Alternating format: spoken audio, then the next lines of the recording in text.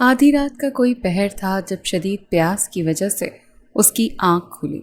Side table पर मौजूद जग खाली था, शायद मुलाजमा रखना भूल गई थी। वो जग उठाकर कमरे से बाहर निकला। इस वक्त ब्लैक कलर की स्लीवलेस अंडर शर्ट में मौजूद था और साथ ब्लैक ही ट्राउज़र पहन रखा था। उसके बाल माथे पर बिखरे हुए थे और उसके कसरती बाजू और मजबूत सीना अंधेरे में भी वाज़े तौर पर नुमायां हो रहा था। वो सीढ़ियाँ उतरकर नीचे आया। सारा घर अंधेरे में डूबा हुआ था। यकीनन सब लोग अपने कमरों में आराम कर रहे होंगे। उसने किचन की लाइट जलाने की ज़हमत किए बिना फ्रिज खोली तो फ्रिज में चलता बल्ब किचन में रोशनी कर गया। उसने अभी पानी की बोतल शेल्फ पर रखी ही थी जब उसे ऐसा महसूस हुआ कि जैसे कोई नस्वानी सिसकी उसके कानों में पड़ी है। उसने चौंक कर हैरत से किचन से बाहर झांका। सारे कमरे बंद थे और हर तरफ सुकून था। फिर किसी की सिसकी। क्या वो उसका वहम था? हाँ, शायद वहम ही होगा। उसने सर झटकते ग्लास में पानी उंडेला। अभी ग्लास होंठों के करीब किया ही था जब इस बार वाज़े एक नस्वानी चीख उसके कानों में गूंजी। अब उसे यकीन हो गया कि ये उसका वहम नहीं था। वो कुछ परेशान भी हुआ। वो ग्लास वहीं शेल्फ पर रखता बाहर आया। हर एक कमरे के करीब से गुजर कर उसने चेक करना चाहा, आवाज़ कहाँ से आई थी। आखिरी कमरे के बाहर वो ठिठक कर रुका। दरवाज़ा हल्का सा खुला था और अंदर कमरा मुकम्मल अंधेरे में डूबा हुआ था। उसने दहलीज से अंदर झांका। छोड़ो मुझे, एक नस्वानी सिसकी फिर उसके कानों से टकराई। ये कमरा किचन के बिल्कुल पीछे था और इस वजह से शायद उसे वो आवाज़ किचन तक आई थी। खुदा के वास्ते दूर रहो मुझसे। अंदर से घुटी घुटी चीख के साथ एक बार फिर किसी की असियत ज़दा आवाज़ आई। इस आवाज़ में न जाने कितना दर्द था। वो अच्छे से महसूस कर गया था। कमरा किसी लड़की का था। तो क्या अंदर कोई और भी था जो उसे परेशान कर रहा था? उसके जहन में बहुत कुछ बुरा होने का एहसास हुआ। वो चौकन्ना होता एक झटके से दरवाज़ा पूरा खोले अंदर दाखिल हुआ। क्या हो रहा है यहाँ? उसने अंधेरे में ही कुछ गुस्से से पूछते जल्दी से दीवार पर हाथ मारा और अगले ही लम्हे पूरा कमरा रोशन हो गया। घर के सब कमरों के स्विच बोर्ड एक ही जगह थे, दरवाजे के पास, इसीलिए उसे स्विच बोर्ड ढूंढते ज़रा मुश्किल नहीं हुई। जैसे ही कमरे में रोशनी हुई तो उसने देखा कि कोई काला साया तेज़ी से विंडो से बाहर भाग गया। वो जो कोई भी था मुकम्मल काले कपड़ों में था। उसने काली हुडी पहन रखी थी जिस वजह से अरहम उसका चेहरा नहीं देख सका, मगर वो कोई मर्द ही था, ये वो जान चुका था। वो तेज़ी से विंडो तक आया। ग्लास डोर की विंडो आधी खुली थी मगर अब लॉन सारा खामोशी में डूबा हुआ था। उसने गेट की तरफ देखा। गार्ड्स दूर गेट पर खड़े पहरा दे रहे थे, यानी वो शख्स न बाहर गया और ना ही बाहर से आया, तो यकीनन वो मर्द घर में ही से कोई था। इस मर्द को भाड़ में झोंकते वो वापस अंदर आया तो वो नस्वानी वजूद ज़मीन पर बेहोश पड़ा था। वो तेज़ी से उसके करीब आया। उसने लड़की को उठाकर सीधा किया, उसके बाल चेहरे से दूर किए। कौन थी ये? उसे याद आया कि जब से वो घर आया था इस लड़की को हर तरफ काम करते देखा था। वो पहले तो समझा वो मुलाजमा थी, मगर नहीं, वो मुलाजमा नहीं थी। अगर मुलाजमा होती तो घर के कमरे में ना होती, सर्वेंट क्वार्टर में होती। उसने शफक से पूछा भी था कि ये लड़की कौन है, मगर शफक ने उसे यही कहा था कि किसी मुलाजमा से कम नहीं। उसने लड़की का माथा छुआ। उसका चेहरा सुर्ख हो रहा था और अरहम का शक यकीन में बदल गया। वो बुखार में बुरी तरह से तप रही थी। उसका दुपट्टा कुछ फासले पर ज़मीन पर गिरा था और उसकी नज़र उसके गले तक गई। वहाँ उंगलियों के निशान थे जैसे किसी ने उसका गला दबाने की कोशिश की हो। उसने उसके बाल गले से सारे पीछे किए तो और भी निशान थे जो उसे नज़र आए, किसी के जुल्म के निशान, जैसे किसी ने उसे टॉर्चर किया हो। ये देखकर अरहम का दिमाग घूमने लगा। उसे बाहों में उठाए ज़मीन से उठा और उसे बेड पर लिटाया। कमरे में फर्स्ट एड बॉक्स तलाश करना बेकार था। वो दोबारा किचन में आया और किचन के दराज से फर्स्ट एड बॉक्स बाहर निकाला और दोबारा उसी कमरे में वापस आया। अब वो बेड के करीब बैठे उसके गले के ज़ख्म पर दवा लगा रहा था, साथ उसका बुखार भी चेक किया। गले के ज़ख्म पर दवा लगाते उसका हाथ किसी जंजीर से टकराया। अरहम हैरान हुआ। उसके गले में एक पतली सी सुनहरी जंजीर थी। उसे वो जंजीर सामने की, उसका दूसरा सिरा उसके बालों में था, शायद कहीं अटका हुआ। अरहम को ऐसे लगा जैसे वो इस जंजीर को बहुत अच्छे से पहचानता था।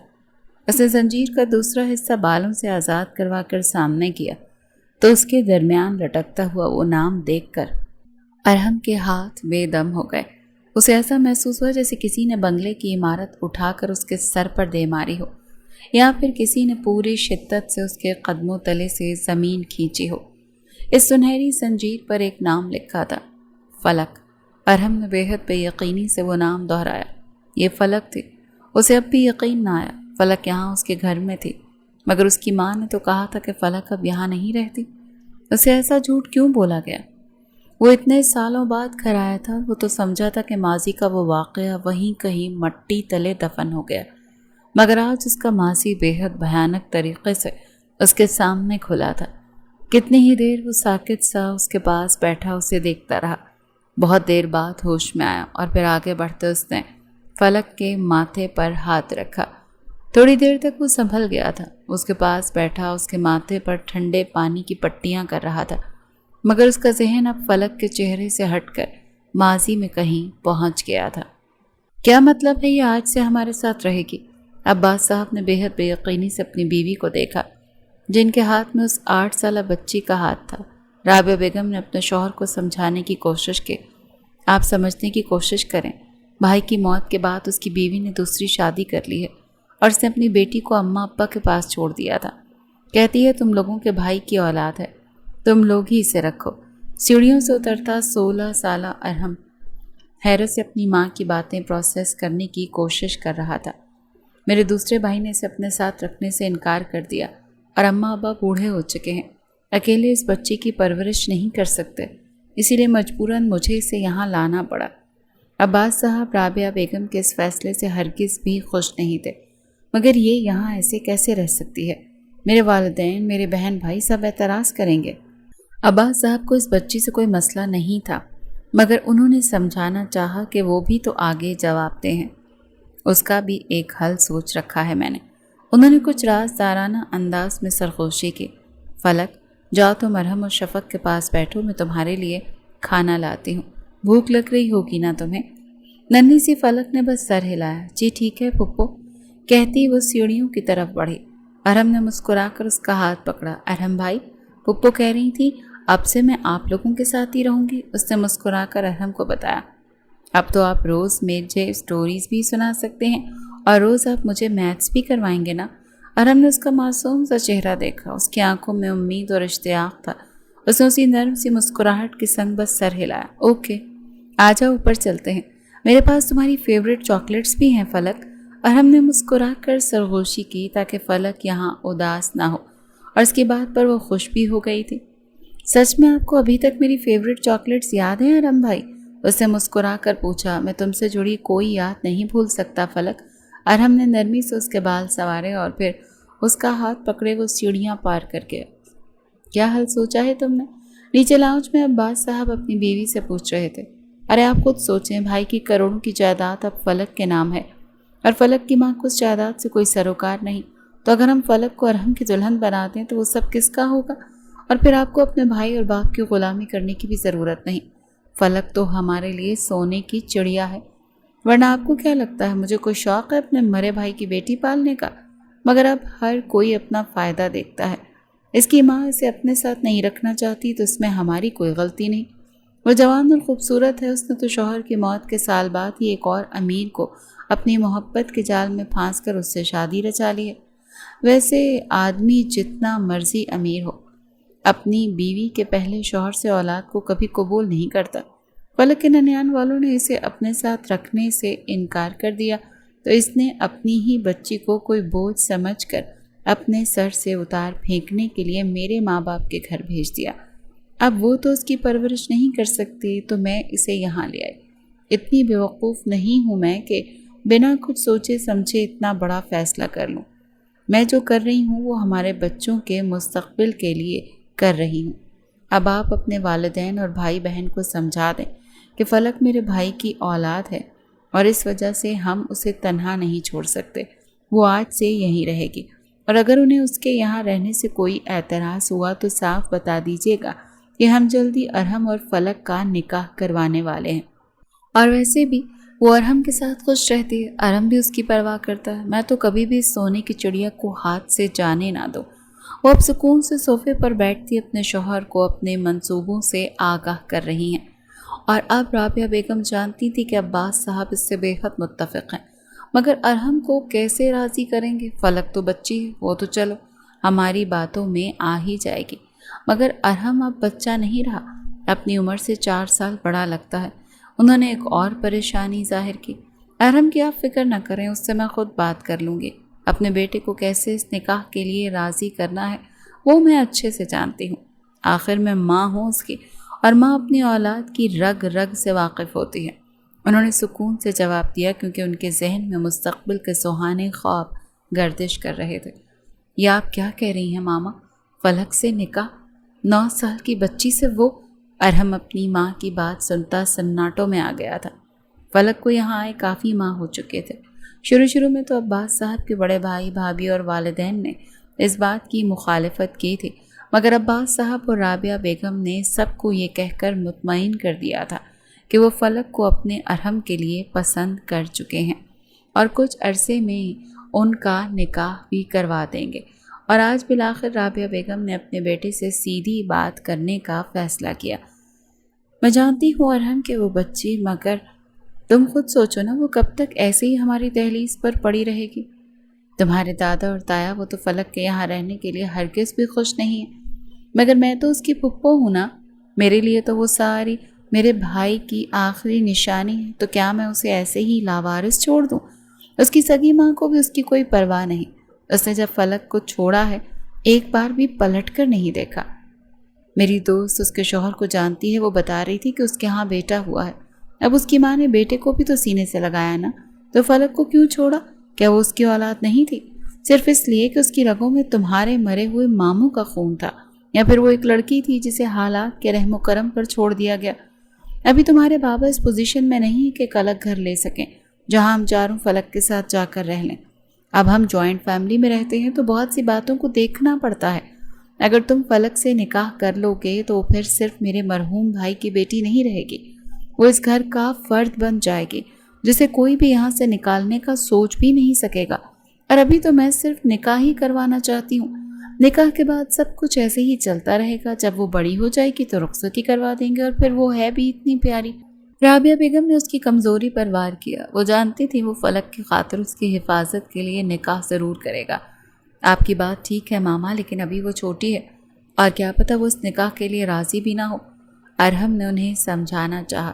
فلک کی فکر نہ کرو تم، میں نے اس سے بات کی تھی، اسے اور کوئی مسئلہ نہیں ہے۔ ہم وہ بھی نکاح جیسے مقدس رشتے اور اس کے بعد کی ذمہ داریوں کو نہیں سمجھتے، مگر وہ تمہارے ساتھ رہنا چاہتی ہے۔ اگر تمہیں میری باتوں پر تسلی نہیں ہوتی تو تم خود اس سے پوچھ سکتے ہو۔ وہ ارحم کو پیار سے سمجھا کر اس کے کمرے سے نکل آئی تھی۔ ارحم کچھ دیر وہیں بیٹھا اپنی ماں کی باتوں پر غور کرتا رہا۔ کل کو فلک بڑی ہو جائے گی، اس کے سوا گھر میں اور لڑکے بھی تھے جو بڑے ہو رہے تھے، تو کیا وہ برداشت کرے گا کہ اگر کل کو کوئی فلک کو غلط نگاہوں سے دیکھے؟ اسے فلک کا تحفظ عزیز تھا، وہ اسے بچپن ہی سے اچھی لگتی تھی، ماموں کی بیٹی، مگر 2 سال پہلے ماموں کی ڈیتھ ہو گئی۔ ممانی کا رویہ پہلے بھی بہت روڈ ہوتا تھا، اور وجہ یہ تھی کہ فلک کے والدین کی شادی خاندان والوں کی پسند سے تھی، اور فلک کی ماں فائزہ کسی اور کو پسند کرتی تھی، اسی لیے شادی کے اتنے سال بعد بھی ان کے درمیان محبت کبھی پیدا نہ ہو سکی، اور یہی وجہ تھی کہ انہیں فلک اپنی ہی بیٹی ہونے کے باوجود بری لگتی تھی۔ جس یتیم بچی کو اس کے باپ کی موت کے بعد اس کی اپنی سگی ماں نے بنا کسی غلطی کے چھوڑ دیا ہو، تو پھر کون اس کا محافظ بنے گا؟ اس کے پاس تو اپنا ماں تھی اور نہ ہی باپ۔ وہ اپنے کمرے سے باہر نکلا، اس کا رخ فلک کے کمرے کی طرف تھا۔ اس گھر میں ذوالفقار خان کی فیملی رہتی تھی، ان کے 3 بچے تھے۔ سب سے بڑا بیٹا خالد، جن کی بیوی نازیہ بیگم تھی، ان کے 3 بچے تھے، بڑا بیٹا فاخر، اس سے چھوٹی آنیہ اور اس سے چھوٹا فہام۔ خالد صاحب سے چھوٹی ماں جبین تھی، جن کی ایک ہی بیٹی تھی عیشہ، اور اس سے چھوٹے عباس صاحب تھے، ان کے 2 ہی بچے تھے، بڑا بیٹا ارحم اور چھوٹی شفق۔ شفق فلک سے 2 سال بڑی تھی اور وہ فلک کو پسند نہیں کرتی تھی۔ اسے ایسا لگتا تھا جیسے فلک اب اس گھر میں آ گئی ہے تو اس کے والدین اور بھائی کی محبت پر ڈاکہ ڈالنا چاہتی ہے، اور اسی وجہ سے اس نے اپنا کمرہ فلک کے ساتھ شیئر کرنے سے انکار کر دیا تھا۔ تو پھر رابعہ بیگم نے دوسرے فلور پر موجود اسٹور روم کی صفائی کروا کر اس کمرے کو فلک کے رہنے کے لیے بہتر بنا دیا تھا۔ وہ کمرے کے دروازے پر دستک دیتا اندر آیا تو فلک کرسی پر بیٹھی شاید اپنے اسکول کا کام کر رہی تھی۔ رابعہ بیگم نے اسے بھی شفق کے ساتھ اسکول میں ایڈمٹ کروا دیا تھا۔ سونے کی مرغی سے اگر سونا حاصل کرنا تھا تو اسے اچھی خوراک بھی تو دینی تھی نا۔ دروازہ کھلنے کی آواز پر فلک نے دروازے کی طرف دیکھا تو ارحم کو دیکھ کر وہ ہلکا سا مسکرائی۔ ارحم اس کے سامنے بیٹھ کے کنارے آ بیٹھا۔ کیا کر رہی ہو فلک؟ مسکرا کر پوچھا۔ وہ صبح اسکول میں ٹیسٹ ہے نا تو بس وہی یاد کر رہی تھی۔ فلک نے بھی اسی نرمی سے بتایا تھا۔ ماما نے تم سے میرے بارے میں کوئی بات کی؟ اس نے سمجھ نہ آئے وہ اس معصوم سی لڑکی سے نکاح کے بارے میں کیسے پوچھے۔ فلک اس کی بات پر پہلے تو حیران ہوئی۔ ہاں پپو نے بتایا تو تھا کچھ، وہ کہہ رہی تھی ہمارا نکاح ہوگا، اس کے بعد میں ہمیشہ کے لیے آپ کے ساتھ رہ سکتی ہوں۔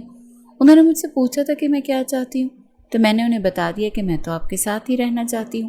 کیا آپ میرے ساتھ نہیں رہنا چاہتے؟ آپ کی تائی اور دادی کل بات کر رہی تھی کہ میں فالتو کا بوجھ بن کر اس گھر میں آ گئی ہوں۔ ارحم بھائی کیا میں بوجھ ہوں؟ اس نے معصومیت سے پوچھا تو ارحم کے دل کو کچھ ہوا۔ ہرگز نہیں فلک، تم تو شہزادی ہو۔ اس نے پیار سے فلک کا ہاتھ سہلایا۔ پپو کہہ رہی تھی اگر نکاح ہو گیا تو پھر مجھے کوئی بوجھ کہہ کر اس گھر سے نکالے گا نہیں اور میں ہمیشہ کے لیے آپ کے ساتھ رہوں گی۔ کیا آپ مجھے اپنے ساتھ رکھیں گے؟ اس نے معصومیت سے سوال پوچھا تو اس کے نزدیک نکاح کا مطلب ہمیشہ کے لیے ساتھ رہنا تھا۔ ارحم چند پل اسے دیکھتا رہا۔ فیصلہ ہو چکا تھا، ہاں ہم ساتھ رہیں گے۔ اس نے فلک کی بھیگی آنکھیں صاف کی تو فلک مسکرا دی۔ ہاں وہ فلک کو محفوظ رکھنے کے لیے نکاح کرنے کو تیار تھا۔ اب پھر کیا؟ ارحم کے ہاں کرنے کی دیر تھی کہ رابعہ بیگم اور عباس صاحب نے تو فوراً ان کا نکاح کروا دیا تھا۔ فلک خوش تھی، بس یہی سوچ کر اب وہ ارحم کے ساتھ رہے گی۔ اس سے زیادہ اسے اس نکاح کے بارے میں کچھ علم نہیں تھا۔ ارحم کے انٹر کا رزلٹ بہت اچھا آیا تھا اور وہ بے حد خوش تھا اور اس نے اسٹڈی ویزا کے لیے آؤٹ آف کنٹری اپلائی کیا تھا۔ رزلٹ کے فوراً بعد اور اس کی سلیکشن ہو گئی تھی، وہ اب آؤٹ آف کنٹری جا کر پڑھ سکتا تھا۔ وہ یہی خوشخبری اپنے والدین کو دینے ان کے کمرے میں آیا۔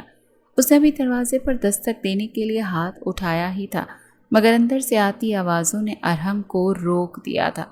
کمرے کا دروازہ ذرا سا کھلا تھا اور اس وجہ سے آواز باہر تک آ رہی تھی۔ ہم نے فلک اور ارحم کا نکاح تو کروا دیا مگر اب دولت کب ارحم اپنے نام ٹرانسفر کروا سکتا ہے؟ یہ اس کے باپ کی آواز تھی۔ دولت؟ ارحم کو جیسے یقین نہ آیا۔ اس نے یہ کیا سنا؟ ابھی کچھ نہیں ہو سکتا۔ جب فلک 20 سال کی ہوگی تب بھائی کی دولت اس کے نام ہو جائے گی۔ اس سے پہلے فلک سے نہ تو وہ دولت کوئی لے سکتا ہے نہ ہی وہ خود کسی کو دے سکتی ہے۔ ہمیں فلک کے 20 سال کے ہونے کا انتظار کرنا ہوگا، اس کے بعد ہی ارحم کو سمجھائیں گے کہ وہ محبت اور پیار سے اسے دولت لے لے۔ یہ سفاکیت بڑی سرگوشی اس کی ماں نے کی تھی۔ ارحم کو ایسے لگا جیسے کسی نے اس کے قدموں تلے سے زمین ہی سرکا دی ہو۔ لیکن کیا ارحم ایسا کرے گا؟ اب کہ اس کا باپ پوچھ رہا تھا۔ تو کیا ساری زندگی ہم اس 2 منزلہ گھر میں گھٹ گھٹ کر مریں گے جہاں کھانا بھی آپ کی ماں اور آپ کی بھابھی کی پسند سے پوچھ پوچھ کر بنانا پڑتا ہے؟ میری تو اپنی کوئی زندگی ہی نہیں۔ ہر عورت شادی کے بعد یہ خواب دیکھتی ہے کہ وہ اپنے شوہر کے ساتھ ایک الگ گھر میں رہے، وہاں راج کرے، اپنی مرضی کا کھانا بنائے، اپنی مرضی سے گھر کو سنوارے، مگر یہاں تو سوائے بڑوں کی جی حضوری کرنے کے مجھے آج تک ملا ہی کیا ہے؟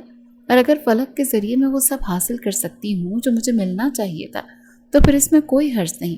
اور ویسے بھی جب سب نے فلک کو ٹھکرایا تو میں نے اپنایا اور میں نے اسے اپنی بہو بنایا اور میں اسے گھر سے باہر تو نہیں نکال رہی۔ اور میں جانتی ہوں مستقبل میں وہ اور ارحم ایک ساتھ بے حد خوش رہیں گے۔ اور فلک اچھے سے جانتی ہے کہ اس کی پپو نے اس کے لیے کیا کچھ کیا ہے۔ وہ ایسے مجھے کبھی بھی خالی ہاتھ نہیں لوٹائے گی۔ آخر میں نے اس پر اتنے سارے احسانات کیے ہیں، اس کا نکاح اپنے بیٹے سے کروایا ہے جو کہ پورے خاندان میں سب سے ہونہار اور لائق ہے۔ ارے آپ کی بھابھی اور آپ کی بہن اپنی بیٹیوں کا رشتہ میرے ارحم کو دینے کے لیے ایسے مری جا رہی تھی مگر میں نے بھی فلک کو بہو بنا کر ان کا منہ بند کر دیا۔ ارے جنہوں نے ساری زندگی مجھ پر حکمرانی کی، اب میں ان میں سے کسی کی ایک بیٹی کو بہو بنا کر ذلیل ہوتی تو ایسی بے وقوف تو میں نہیں ہوں۔ فلک سمجھدار بچی ہے، کبھی بدتمیزی نہیں کرتی اور ویسے بھی مجھے ایسے ہی بہو چاہیے تھی جو میرے سامنے زبان تک نہ کھولے۔ اس کی ماں اور بھی بہت کچھ کہہ رہی تھی مگر ارحم کے حواس جیسے معطل ہو چکے تھے۔ تو کیا اس کی ماں نے اس کا نکاح فلک سے صرف اسی لیے کروا دیا تھا کہ وہ لوگ اس کی دولت حاصل کر سکیں؟ اور اسے یہ کہا گیا تھا کہ وہ صرف فلک کی حفاظت کے لیے۔ یہ سب کچھ کروا رہے ہیں۔ اس کے والدین نے اسے دھوکہ دیا جیسے وہ یہ پروسیس نہیں کر پا رہا تھا۔ اس کی حیرانی اب غصے میں بدلنے لگی تھی۔ وہ غصے سے کمرے کا دروازہ کھولے اندر داخل ہوا۔ دروازہ زور سے کھلنے کی آواز پر رابعہ بیگم اور عباس صاحب نے ایک ساتھ ارحم کو دیکھا۔ ارحم تم یہاں؟ انہوں نے نرمی سے پوچھا۔ آپ لوگ اس حد تک کیسے گر سکتے ہیں؟ آپ لوگوں نے صرف دولت کی خاطر میرا فلک سے نکاح کروا دیا؟ میں تو سمجھ رہا تھا کہ ماما کے آپ کو اپنی بھتیجی کی فکر ہے، آپ اس کی پرواہ کرتی ہیں، مگر آپ کو تو صرف اپنے مرحوم بھائی کی جائیداد پیاری تھی۔ آپ اپنے سگے بھائی کی قبر پر اپنی خوشیوں کا محل کھڑا کرنا چاہتی ہیں۔ آپ کو مجھ سے اتنا بھی یقین نہیں تھا کہ میں کمانے لائق ہو جاؤں گا تو آپ کی ہر خواہش پوری کروں گا۔ آپ نے یہ بہت غلط کیا۔ وہ تو غصے سے پھٹ پڑا تھا اور ان دونوں کو اندازہ ہو چکا تھا کہ یقیناً وہ اس کی ساری باتیں سن چکا۔ ارحم ہماری بات سنو، ہمیں وضاحت کا موقع تو دو۔ رابعہ بیگم نے اسے کچھ سمجھانے کی کوشش کی۔ وضاحت؟ آپ لوگوں نے اس چھوٹی سی بچی کا برین واش کیا سے اس کا مطلب کی بات سمجھا کر آپ نے اس سے میرا نکاح کروا دیا۔ ارے وہ تو نکاح کے معنی بھی نہیں جانتی اب تک۔ آپ لوگوں نے دھوکہ کیا ہے۔ اس طرح تو نکاح ہی جائز نہیں تھا، اور میں اب فلک کو مزید اس گھر میں نہیں رہنے دوں گا، کیونکہ آپ لوگوں کی نیت تو پہلے ہی سے اس کی دولت پر خراب ہے۔ مگر میں ماموں کی دولت کا ایک ذرہ بھی نہیں لوں گا۔ جو فلک کا ہے وہ صرف فلک کا ہی رہے گا۔ بے غیرت نہیں ہوں میں کہ اپنی بیوی کی دولت پر نظر رکھوں۔ اور اب سے فلک یہاں نہیں رہے گی۔ اس کی ماں سے رابطہ کریں، اسے یہاں سے اس کی ماں کے پاس بھیجیں۔ بے شک نانا نانی کے پاس بھیجیں، مگر اب فلک اس گھر میں نہیں رہے گی۔ میری طرف سے وہ آزاد ہے۔ وہ شدید غصے سے اس کی کوئی بھی بات سنے بنا اپنا فیصلہ سنا کر کمرے سے باہر نکلا۔ وہ سیڑھیاں چڑھتا اوپر جا رہا تھا جب فلک نے اپنے دھیان میں سیڑھیاں اترتی نیچے۔ اچھا ہوا آپ مجھے یہیں مل گیا ارحم بھائی۔ وہ میرا میتھ کا ٹیسٹ ہے، تو کیا آپ مجھے؟ اس کی بات منہ میں ہی رہ گئی کیونکہ ارحم اس کے قریب ہوتا تیزی سے اس کا بازو دبوچ چکا تھا۔ ایک بات اپنے دماغ میں بٹھا لو، بھائی نہیں ہوں میں تمہارا۔ خبردار اگر آج کے بعد تم نے مجھے بھائی کہا تو بہت برا پیش آؤں گا۔ وہ اتنی اونچی آواز میں چلایا تھا کہ رابعہ بیگم اور عباس صاحب اپنے کمرے سے باہر نکل آئے۔ اس نے زندگی میں پہلی بار فلک کو اتنی بری طرح سے ڈانٹا تھا کہ فلک کی آنکھوں سے آنسو تیزی سے بہنے لگے۔ تمہارے اس گھر میں کوئی جگہ نہیں، اپنی ماں کے پاس جانے کی تیاری کر لو۔ وہ سارا غصہ فلک پر اتار کر تیزی سے سیڑھیاں پھلانگتا ہوا اپنے کمرے میں چلا گیا تھا۔ فلک نے بھیگی آنکھوں کے ساتھ رابعہ بیگم کو دیکھا تھا، جو بس نفی میں سر ہلاتی رہ گئی تھی۔ پھر اس نے اسے بے یقینی سے اپنا بازو دیکھا، جہاں ارحم کی سخت گرفت سے درد ہونے لگی تھی۔ ارحم نے تو کبھی بھی اسے ایسی سختی سے نہیں چھوا تھا۔ وہ جب بھی اس کا ہاتھ پکڑتا اس کے لمس میں ہمیشہ سے ایک نرمی ہوتی تھی۔ یقیناً یہ ڈانٹ فلک سالوں تک نہیں بھولنے والی تھی۔ ارحم بات کو سمجھنے کی کوشش کرو، ناراض ہو کر جانے سے کیا ہوگا؟ ٹھیک ہے تم پڑھنے کے لیے جانا چاہتے ہو جاؤ، لیکن اس طرح سے ناراض ہو کر تو مت جاؤ۔ اور فلک، اس کی کیا غلطی ہے؟ اور اگر ہم نے کچھ ایسا سوچا اور تمہیں اور فلک کو ایک ساتھ لے کر، تو اس میں برا ہی کیا ہے؟ اور جو کچھ فلک کا ہوگا وہ تمہارا بھی تو ہوگا، اور پھر وہ تمہاری بیوی ہی تو ہے۔ رابعہ بیگم اس کے سر پر کھڑی اسے سمجھا رہی تھی، مگر وہ ان کی باتیں ایک کان سے سنتا اور دوسرے کان سے نکالتا اپنی پیکنگ کرنے میں مصروف تھا۔ کل اس کی فلائٹ تھی اور وہ اب اپنی اسٹڈیز کے لیے باہر جا رہا تھا۔ 6 سال کی اس کی اسٹڈیز تھیں اور اس کے بعد اس کا ایم فل ہو جاتا، اور پھر اس کے بعد وہ وہیں کوئی اچھی سی جاب بھی دیکھے گا۔ اسے اتنا کمانا تھا کہ اس کے والدین کے دماغ سے یہ لالچ کا بھوت اتر جائے۔ میں فیصلہ کر چکا ہوں کہ فلک یہاں نہیں رہے گی۔ ماما تو مطلب نہیں رہے گی۔ آپ لوگ اتنے برے ہو سکتے ہیں کہ کسی دوسرے کی جائیداد پر نظر رکھیں، لیکن میں اتنا بے غیرت نہیں۔ مجھے اپنے جیسا مت سمجھے۔ میری طرف سے فلک آزاد ہے، بہت بار بتا چکا ہوں، اور اب میں واپس تب آؤں گا جب آپ کے لیے کروڑوں کما چکا ہوں گا۔ آخر میری ماں کو ساری زندگی اس گھر کی خوشیاں نصیب نہیں ہوئی، تو آپ کی اولاد ہونے کے ناطے یہ میرا فرض ہے کہ میں آپ کو اتنی دولت لا کر دوں کہ آپ خوش ہو جائیں۔ مگر ارحم میری بات تو سنو۔ انہوں نے اسے سمجھانا چاہا۔ میں فیصلہ کر چکا ہوں ماما کہ میرے جانے کے بعد جلد سے جلد فلک کو اس کی ماں کے پاس بھیج دیجیے گا۔ وہ بس آخری بات سمجھا کر خاموش ہو گیا تھا۔ رابعہ بیگم ڈریسنگ روم کے بند دروازے کا منہ دیکھتی رہ گئی، جہاں وہ اندر جا کر بند ہوا تھا۔ فلک کے ایک ہاتھ میں اس کی میتھ کا ٹیسٹ تھا اور آج اس کے اتنے اچھے مارکس نہیں آئے تھے۔ اس کا ٹیسٹ اچھا ہوا تھا، لیکن جس طرح سے ارحم اسے سمجھاتا تھا اس کے بعد تو وہ کلاس میں ٹاپ کرتی تھی۔ اسے بھی شفق کے ذریعے معلوم ہو چکا تھا کہ ارحم گھر سے کہیں دور جا رہا ہے۔ وہ بہت اداس تھے، مگر ارحم سے بات کرنے کی ہمت ہی نہیں ہو سکی۔ وہ اس سے ناراض تھا۔ اس کے کمرے کے باہر کھڑی تھی۔ وہ ایئرپورٹ جانے والا تھا۔ وہ سوچ رہی تھی کہ اندر جائے یا نہ جائے۔ پھر اس نے کمرے کا دروازہ کھلتے دیکھا اور کمرے سے 18 سالہ ارحم باہر نکلا۔ وہ جانے کے لیے تیار تھا۔ 10 سالہ فلک کے دل کو کچھ ہوا۔ ارحم نے ایک نظر اسے دیکھا۔ وہ اس کے قریب گئی۔ آپ ناراض ہیں مجھ سے؟ اس نے معصومیت سے پوچھا تو ارحم خاموش رہا۔ پھپھو نے تو کہا تھا کہ نکاح کے بعد آپ ہمیشہ میرے ساتھ رہیں گے، تو پھر آپ کیوں جا رہے ہیں؟ لفظ نکاح پر ارحم کو پھر غصہ آنے لگا اور اس کے سامنے وہ گھٹنوں کے بل بیٹھا۔ تمہاری پھپھو نے تم سے جھوٹ کہا تھا۔ اپنی ماما کے پاس واپس چلی جانا۔ اب میں واپس نہیں آؤں گا فلک، اور یہ ہماری آخری ملاقات ہے۔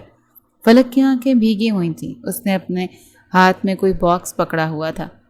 یہ میں نے تمہارے لیے لی تھی، میری طرف سے آخری گفٹ سمجھ کر قبول کرنا۔ فلک نے خاموشی سے اس کے ہاتھ سے وہ باکس پکڑ لیا۔ میری ماما مجھ سے پیار نہیں کرتی۔ وہ کہتی ہیں کہ میں نے ان کی زندگی ہیل بنا دی۔ انہوں نے جب مجھے دادا ابو کے گھر بھیجا تھا تو تب صاف کہا تھا دوبارہ کبھی مجھے اپنی شکل مت دکھانا۔ اس نے بے بسی سے اپنی ماں کے الفاظ دہرائے تو ارحم کا دل جیسے کسی نے مٹھی میں دبوچ لیا۔ اور ان کے ہسبینڈ نے بھی کہا تھا کہ آئندہ یہ میرے گھر میں نظر نہ آئے۔ وہ چھوٹی ضرور تھی، مگر لوگوں کے چہرے، ان کی آخری باتیں اور ان کے دل میں آج بھی گھر کر چکی تھی۔ آپ میری وجہ سے جا رہے ہیں تو میں دادا کے گھر چلی جاتی ہوں۔ آپ میری وجہ سے پھپھو کو چھوڑ کر مت جائیں۔ ارحم زمین سے اٹھ کر پلٹا جب اس کے کانوں میں فلک کی آواز پڑی۔ میں کسی کی وجہ سے نہیں جا رہا، نہ تمہاری وجہ سے نہ تمہاری پھپھو کی وجہ سے۔ مجھے اپنے بہت سے کام ہیں وہاں۔ اب کہ ارحم نے پیار سے اسے سمجھانا چاہا۔ مجھے نہیں پتا تھا کہ نکاح اتنا برا ہوتا ہے۔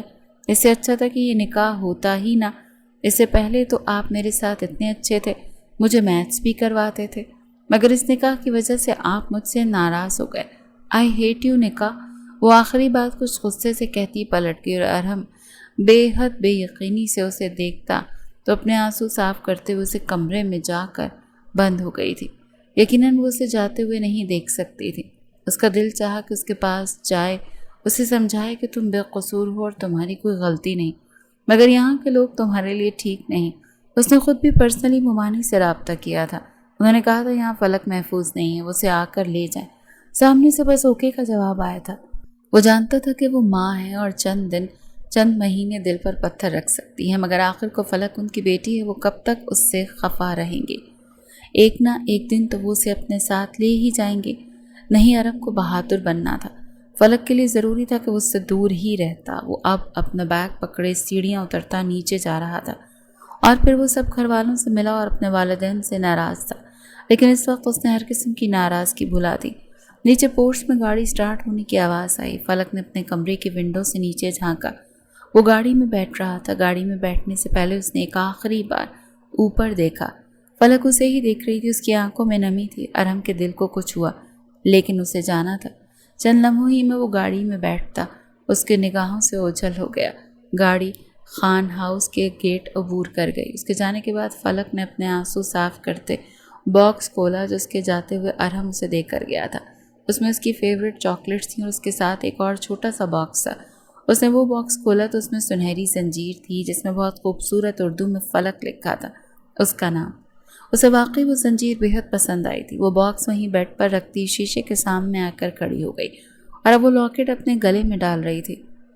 ہک لاک کرتے ہوئے اسے کچھ پریشانی ہوئی، مگر بالآخر وہ کامیاب ہو گئی۔ اس کے جانے کے بعد اس کا آخری گفٹ ہی صحیح، وہ نہیں جانتی تھی کہ اب وہ دوبارہ کبھی ارحم کو دیکھ پائے گی یا نہیں۔ اس نے بے بسی سے خان ہاؤس کے بند ہوتے گیٹ کو دیکھا۔ گاڑیاں دور جا چکی تھیں۔ وہ اسے چھوڑ کر یہاں سے بہت دور جا چکا تھا۔ بس ایک بات جو 10 سالہ فلک کے دماغ میں نقش ہو کر رہ گئی وہ یہ تھی کہ ارحم صرف نکاح کی وجہ سے اسے اور اپنے گھر کو چھوڑ کر چلا گیا، اور یہ بات وہ کبھی بھولنے والی نہیں تھی۔ کہتے ہیں وقت کسی کے لیے نہیں رکتا، وقت تو بس پنکھ پھیلائے اڑی جاتا ہے، اور اسی طرح ارحم کو خان ہاؤس سے گئے 9 سال گزر چکے تھے۔ اکثر گھر والوں سے رابطہ کرتا تھا، مگر فلک سے کبھی بات نہیں ہوئی کیونکہ رابعہ بیگم نے اسے بتایا کہ فلک اپنی ماں کے پاس جا چکی ہے، اور انہوں نے یہ جھوٹ کیوں بولا یہ ارحم نہیں جانتا تھا۔ وہ پورے 9 سال بعد پاکستان آیا تھا، وہ بھی آنیہ کی شادی میں، ورنہ شاید ہی وہ آتا۔ وہ مہندی والے دن آیا تھا اور کل آنیہ کی شادی کے فنکشن ختم ہو چکے تھے۔ اسے یاد آیا کہ اس نے پہلی بار فلک کو گھر میں کب دیکھا۔ وہ اپنے کمرے سے تیار ہو کر نکلا جب شفق اس کے سامنے آ کر کھڑی ہوئی۔ بھائی کیسی لگ رہی ہوں میں؟ اس نے بہت خوبصورت گرین رنگ کا لہنگا پہن رکھا تھا۔ میری بہن تو بہت خوبصورت لگ رہی ہے۔ ارحم نے اسے دیکھ کر مسکرایا۔ اس کی بہن کتنی بڑی ہو گئی تھی۔ پھر اس نے اپنے والیٹ سے کچھ نوٹ نکال کر اس کے سر سے وارے۔ عین اسی وقت کچن سے چائے کی ٹرے پکڑے وہ لڑکی باہر آئی۔ یہ لو کسی ملازمہ کو دے دینا۔ اس نے شفق کی طرف پیسے بڑھائے۔ رکو۔ شفق نے پاس سے گزرتی فلک کا بازو پکڑا۔ فلک نے چونک کر پہلے اسے دیکھا اور پھر اس کے سامنے کھڑے ارحم کو۔ یہ لو میرے بھائی نے میرا صدقہ دیا ہے، بہت سارے پیسے ہیں، انہوں نے کہا کسی ملازمہ کو دے دینا، سو تم عیاشی کرنا۔ شفق کی طنزیہ نظریں فلک کے وجود پر جمی تھیں۔ فلک نے خاموشی سے پیسے پکڑ لیے اور پاس سے گزرتی ہوئی مہمانوں کی طرف چلی گئی جن کے لیے وہ کچن میں چائے لینے گئی تھی۔ یہ کون تھی؟ ارحم نے مصروف سے انداز میں پوچھا۔ وہ ہرگز بھی فلک کو پہچان نہیں پایا کیونکہ اس نے فلک کو 9 سال پہلے دیکھا تھا۔ تب وہ چھوٹی تھی اور اب 9 سال بعد وہ 19 سالہ جوان اور خوبصورت لڑکی تھی اور بہت بدل چکی تھی، اور اس نے بس ایک سرسری سی نظر اس لڑکی پر ڈالی تھی، اسی لیے وہ اسے ہرگز بھی پہچان نہیں سکا کہ یہ فلک ہی ہے۔ بس یہی سمجھ لیں ملازمہ ہی تھی گھر کی۔ شفق جواب دیتی ہوئی اپنی دوستوں کی طرف چلی گئی۔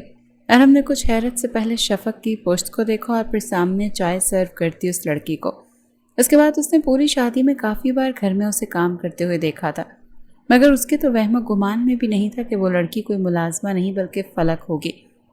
فجر کی اذانیں اس کے کانوں میں پڑی تو وہ ماضی سے باہر نکلنا اس نے ایک نظر بیڈ پر بے ہوش پڑی فلک کو دیکھا۔ وہ کتنی بڑی ہو گئی تھی، اتنی ہی زیادہ خوبصورت بھی ہو گئی تھی، مگر ایسے سادگی بھرے حلیے میں وہ اس گھر کی فرد تو ہرگز نہیں لگ رہی تھی۔ ارحم نے اس کے ماتھے پر ہاتھ رکھا۔ اس کا بخار کافی حد تک کم ہو چکا تھا، مگر کون تھا وہ جو رات کو فلک کے پاس یہاں کمرے میں آیا؟ اور فلک تو پہلے اوپر کمرے میں رہتی تھی، پھر یہاں نیچے اس کمرے میں کیوں رہنے لگی؟ اسٹڈی ٹیبل پر کتابیں بکھری تھیں، یقیناً یہ فلک کا کمرہ ہی تھا۔ اسے اب سچ کی تلاش جاننی تھی، مگر اس سے پہلے کوئی اسے رات کے اس پہر فلک کے کمرے میں دیکھتا اسے یہاں سے جانا چاہیے تھا، ورنہ خواہ کوئی فلک کے کردار پر بات کر سکتا تھا۔ ہاں وہ الگ بات تھی کہ وہ اس کے نکاح میں تھی اور اب ارحم کو وہ نکاح اچھے سے یاد تھا۔ وہ جو سمجھ رہا تھا کہ نکاح ماضی کا قصہ بن گیا، اور اب وہ چاہ کر بھی اس نکاح کو نہ تو بھولنے والا تھا اور نہ ہی فراموش کر سکتا تھا۔ کمرے کا دروازہ بند تھا، اس نے ڈم لائٹس آن کر دی تھی اور اب اس نے اسی گلاس ڈور کو دھکیلا جو باہر لان کی طرف کھلتا تھا، اور پھر وہ باہر لان میں نکل کر اسی احتیاط سے گلاس ڈور بند کرتا لان سے ہوتا لاؤنج میں داخل ہوا، اور اب سیڑھیاں چڑھتا اپنے کمرے میں جا رہا تھا۔ صبح وہ اپنی ماں سے بہت سارے سوالوں کے جواب لینے والا تھا۔ اس کے چہرے پر دبے دبے غصے کے تاثرات واضح نظر آ رہے تھے۔ یقیناً وہ اپنا غصہ قابو کرنے کی کوشش کر رہا تھا۔ فلک اسے عزیز تھی، وہ اس کے نکاح میں تھی، وہ اس کی بیوی تھی، اور اسے اس حال میں دیکھنا اس کے دل پر چھریاں چلنے کے مترادف تھا۔ جو بھی ان سب کے پیچھے ہو اسے وہ چھوڑے گا نہیں۔ فلک کو تکلیف دینے والوں سے وہ حساب لے کر رہے گا، اور یہ عہد وہ خود سے کر چکا تھا۔ خان ہاؤس پر ایک خوبصورت سی صبح کا آغاز ہو چکا تھا۔ یہ دن کے 9 بجے کا وقت تھا۔ ڈائننگ ٹیبل پر ناشتہ لگ چکا تھا اور سب گھر والے اس وقت ڈائننگ ٹیبل پر موجود تھے جب ارحم بھی سیڑھیاں اترتا نیچے آیا۔ رات کو نیند پوری نہ ہونے کی وجہ سے اس کی آنکھیں سرخ ہو رہی تھیں۔ وہ ڈائننگ ٹیبل پر کرسی کھینچتا ہوا بیٹھا۔ اس کی نظر سب گھر والوں تک گئی۔ سب یہیں تھے، تایا، تائی، اس کے دونوں بیٹے، ان کے والدین، وہ اور شفق۔ ہاں ان گزرے سالوں میں اس کے دادا دادی کی موت ہو چکی تھی۔ شادی کے فنکشن ختم ہو چکے تھے، اسی لیے مہمان سب جا چکے تھے، بس گھر کے لوگ ہی تھے۔ اب اس نے پانی گلاس میں ڈالا ہی تھا جب کچن سے نکلتی اس لڑکی کو دیکھا۔ وہ کوئی اور نہیں فلک تھی۔ اس کا چہرہ ابھی بھی بخار کی وجہ سے تپ رہا تھا، مگر وہ اس حالت میں بھی کام کر رہی تھی۔ یہ دیکھتے ہوئے ارحم کو اتنا غصہ چڑھا کہ حد نہیں۔ اس نے گلاس جو ہاتھ میں پکڑا تھا پوری شدت سے ٹیبل پر واپس رکھا کہ شور سارے ڈائننگ ہال میں پیدا ہوا۔ ارحم کی نظر بس اسی کے آر پار جا رہی تھی۔ وہ جو سب کے سامنے چائے کے کپ رکھ رہی تھی. اس نے بند گلے والی قمیض پہن رکھی تھی. اس کے گلے کے سارے زخم چھپ چکے تھے. آخر وہ کسے چھپا رہے تھے؟ آخر کون اسے ایسے تنگ کر رہا تھا اور وہ خاموش کیوں تھی؟ کیا اتنے بڑے گھر میں کوئی بھی اس کا اپنا نہیں تھا جسے وہ اپنی تکلیف بتا سکتی؟ ماما مجھے آپ سے بات کرنی ہے. اس نے اچانک سے رابعہ بیگم کو مخاطب کیا تو ناشتہ کرتے رابعہ بیگم کے ہاتھ رکے. ہاں بتاؤ کیا بات ہے؟ انہوں نے مسکرا کر پوچھا. اب چونکہ میں پاکستان واپس آ ہی چکا ہوں تو میں سوچ رہا ہوں کہ واپس جا کر کیا کرنا. یہیں اپنا بزنس ٹرانسفر کر سکتا ہوں. ویسے بھی چھوٹا سا تو کام ہے میرا, کوئی بہت لمبا چوڑا یا بہت سارے ورکرز نہیں ہیں. 3 سال میں آؤٹ آف کنٹری اس نے اچھا خاصا اسٹارٹ اپ کھڑا کر لیا تھا. یہ سنتے ہی رابعہ بیگم کے چہرے پر مسکراہٹ نمودار ہوئی. ارے واہ, یہ تو بہت اچھا فیصلہ ہے. میں تو خود ترس گئی تھی تمہیں واپس گھر میں دیکھنے کے لیے. بس ٹھیک ہے, اب تم واپس بالکل نہیں جاؤ گے, انہوں نے فیصلہ سنایا. ہاں آپ ٹھیک کہہ رہی ہیں. اب میں سوچ رہا ہوں کہ مجھے شادی کر لینی چاہیے. آخر کو شادی کی عمر ہو گئی ہے میری. اور ہم نے کنکھیوں سے فلک کو دیکھا. وہ جو شفق کے کپ میں چائے ڈال رہی تھی, اس کے ہاتھ واضح طور پر شادی کے نام پر لرز اٹھے تھے کہ کپ میں چائے ڈالتے کچھ چھینٹے ٹیبل پر گرے. اندھی ہو, یہ کیسے کام کرتی ہو؟ اچانک ہی شفق چلائی تھی. فلک خاموشی سے ٹیبل صاف کرتی دوبارہ چائے ڈالنے لگی. اسے جیسے شفق کا انسلٹ کرنا ذرا بھی برا نہیں لگا, یا شاید یہ سب روز کا معمول تھا. ارم کو اپنی بہن کا فلک سے اس طرح بات کرنا بے حد برا لگا. اندر ہی اندر اسے اتنا غصہ چڑھا تھا کہ حد نہیں, مگر وہ ضبط کر گیا. کیا شادی؟ رابعہ بیگم نے حیرت سے اسے دیکھا. ہاں ماما شادی. کیوں, آپ کو سن کر خوشی نہیں ہوئی؟ اس نے محسوس نظروں سے ان سب کو دیکھا. نہیں ایسی تو کوئی بات نہیں, میں تو بہت خوش ہوں. رابعہ بیگم جلد ہی سنبھل گئی تھی. گڈ, تو فلک کی ماما سے بات کریں اور رخصتی کی تاریخ طے کر لیں. اس کی اگلی بات پر سارا ہال سناٹے میں رہ گیا. کیا فلک؟ رابعہ بیگم نے بے حد حیرت سے اسے دیکھا. ہاں ماما, فلک سے شادی کروں گا میں. آپ بھول تو نہیں گئی؟ ماما فلک سے نکاح ہوا ہے میرا, اور آپ ہی نے تو کروایا تھا نکاح. آپ ہی تو چاہتی تھیں کہ میری فلک سے شادی ہو جائے. اب میں فلک ہی سے شادی کرنا چاہتا ہوں. کیوں, کوئی مسئلہ ہے کیا میری اور فلک کی شادی میں؟ اس نے کنکھیوں سے فلک کو دیکھا. وہ ہنوز اپنے کام میں مصروف تھی, مگر اب اس کے ہاتھ سست ضرور ہوئے تھے. نہیں, مسئلہ تو کوئی نہیں, میں فائزہ سے بات کرتی ہوں. رابعہ بیگم نے اپنے حواس قابو کیے تو شفق ہنس پڑی. فلک سے شادی؟ کم آن بھائی. وہ ایسے ہنس رہی تھی جیسے اسے کوئی لطیفہ سنا دیا گیا ہو. فلک اپنی ماما کے ساتھ رہتی ہے نا ماما, آپ نے اسے اس کی ماما کے پاس بھیج دیا تھا کیا؟ اس نے اب بھی سنجیدگی سے پوچھا. کوئی بھی ایک لمحے کو بھی کچھ بول نہ سکا. میں کچھ پوچھ رہا ہوں آپ سے ماما, آپ خاموش کیوں ہیں؟ اس نے اپنی اونچی آواز میں غصے سے پوچھا. فلک کہاں ہے ماما؟ آپ نے تو کہا تھا وہ اپنی ماما کے گھر چلی گئی ہے. اس کی آواز اب اونچی ہو گئی. ارحم وہ رابعہ بیگم نے کچھ کہنا چاہا. ذرا میرے کپ میں چائے ڈالنا. اچانک فاخر کی آواز سارے ٹیبل پر گونجی. وہ واحد انسان تو جو سکون سے ناشتہ کر رہا تھا. اس نے کپ میں چائے ڈالنے کا حکم فلک کو دیا تھا. ارحم کا تو مانو دماغ گھوم گیا. وہ ٹیبل سے اٹھا اور تیزی سے فاخر تک آتے اس نے فلک کے ہاتھ سے چائے کا پاٹ پکڑا اور اسے پوری قوت سے زمین پر دے مارا. گرم چائے فرش پر گری. سب گھبرا کر اٹھ گئے. اس نے آگے بڑھتے فاخر کا گریبان پکڑا. میری بیوی تمہاری نوکر ہے کیا؟ آج کے بعد اگر میری بیوی کو ایسے نوکروں کی طرح کوئی حکم دیا تو جان نکال دوں گا تمہارے. وہ چلاتے ہوئے فاخر کو چھوڑے شفق کی طرف پلٹا. اور تم؟ اب کہ اس کا رخ شفق کی طرف تھا. وہ خود بھی اپنے بھائی کے سلوک سے گھبرا گئی تھی. تمہیں میری بیوی کوئی نوکرانی لگتی ہے؟ تم یہ بھول گئی شفق کہ یہ ہمارے ماموں کی بیٹی ہے. تم نے اسے نوکرانی ہی سمجھ لیا. تم اتنا کیسے گر سکتی ہو؟ مجھے یقین نہیں ہو رہا کہ تم میری بہن ہو. شفق اتنی نفرت تمہارے دماغ میں آئی کہاں سے؟ وہ اتنی اونچی آواز میں چلایا کہ شفق گھبرا ہی تو گئی تھی. پھر اس نے فلک کو دیکھا. اور تم؟ اس نے اتنی ہی سختی سے فلک کو گھورا کہ وہ گھبرا کر پیچھے ہونے لگی. تم یہاں کوئی نوکرانی نہیں ہو جو ہر وقت کچن میں گھسی سب کے لیے چائے بناتی ہو. اس نے آگے بڑھتے فلک کی کلائی دبوچی, بالکل ویسے ہی جیسے 9 سال پہلے جانے سے پہلے دبوچی تھی. بتاؤ نوکر ہو کوئی؟ وہ چلایا تھا. اور ہم آرام سے بات کر. رابعہ بیگم نے اسے سمجھانا چاہا. بس ماما آپ تو رہنے ہی دیں. آپ لوگوں نے کیسے 9 سال میری آنکھوں میں دھول جھونکی. کیا کہا تھا آپ نے کہ فلک اپنی ماں کے پاس چلی گئی؟ تو پھر یہ جو میرے سامنے کھڑی ہے یہ کیا اس گھر کی کوئی ملازمہ ہے؟ آپ لوگوں نے جھوٹ بولا مجھ سے, اور یہاں میری بیوی کے ساتھ آپ لوگوں کا یہ سلوک ہے. آپ لوگوں نے اسے ملازمہ بنا رکھا ہے. کیا گھر کی ملازمین کم پڑ گئی تھی جو آپ لوگوں کو میری بیوی ہی مل گئی؟ پڑھنے کے لیے باہر گیا تھا، مر نہیں گیا تھا میں، جو آپ لوگوں نے میرے پیچھے میری بیوی کے ساتھ ایسا سلوک کیا۔ اس کا غصہ کسی صورت کم ہونے کا نام نہیں لے رہا تھا۔ اور پھر آپ سب لوگ کس قدر گھٹیا ہیں، سب نے مجھ سے چھپایا کہ یہ فلک ہے، اور تم 102 بخار پر یہاں کھڑی سب کے لیے چائے بنا رہی ہو۔ اس نے فلک کے دوسرے ہاتھ میں موجود کپ پکڑا اور اسے بھی اسی قوت سے زمین پر دے مارا۔ اور ہم بس کر دو، تمہیں کیا لگتا ہے میں نے اسے اس کی ماں کے پاس نہیں بھیجا ہوگا؟ بھیجا تھا میں نے، مگر اس کی ماں نے اسے اپنے پاس رکھنے سے انکار کر دیا تو کیا میں اسے سڑک پر پھینک دیتی؟ رابعہ بیگم نے سمجھانا چاہا۔ اب کے نازیہ بیگم بولی، بس کر دو ارحم، کیا صبح صبح سب کا ناشتہ حرام کر دیا؟ اور کیا ہو گیا اگر فلک گھر کے کام کرتی ہے تو؟ گھر کی فرد ہے اور ہمارے یہاں گھر کی بہویں ایسے ہی کام کرتی ہیں۔ نازیہ بیگم کو اس کا ایسے برتن توڑنا سخت ناگوار گزرا تھا۔ ارحم کا دماغ پہلے ہی غصے سے گھوما۔ اس نے فلک کو اب بازو سے پکڑے دوبارہ اپنا قریب کھینچا۔ گھر کی بہویں نوکروں کی طرح کام کرنے کے لیے نہیں ہوتی تائی، اور اگر آپ کو اتنا ہی گھر کی بہوؤں سے کام کروانے کا شوق ہے تو اپنے دونوں بیٹوں کی شادیاں کریں اور ان کی بیویوں سے گھر کی صفائیاں کروائیں، کھانے بنوائیں، مگر آج کے بعد میری بیوی کچن میں قدم نہیں رکھے گی، گھر کا کوئی کام نہیں کرے گی، اور اگر اب کسی نے میری بیوی سے پانی کا ایک گلاس بھی مانگا تو میں بہت برا پیش آؤں گا، اور چلو تم میرے ساتھ۔ اس نے تھر تھر کانپتی ہوئی فلک کو بازوؤں سے مزید مضبوطی سے دبوچا اور سیڑھیوں کی طرف بڑھا۔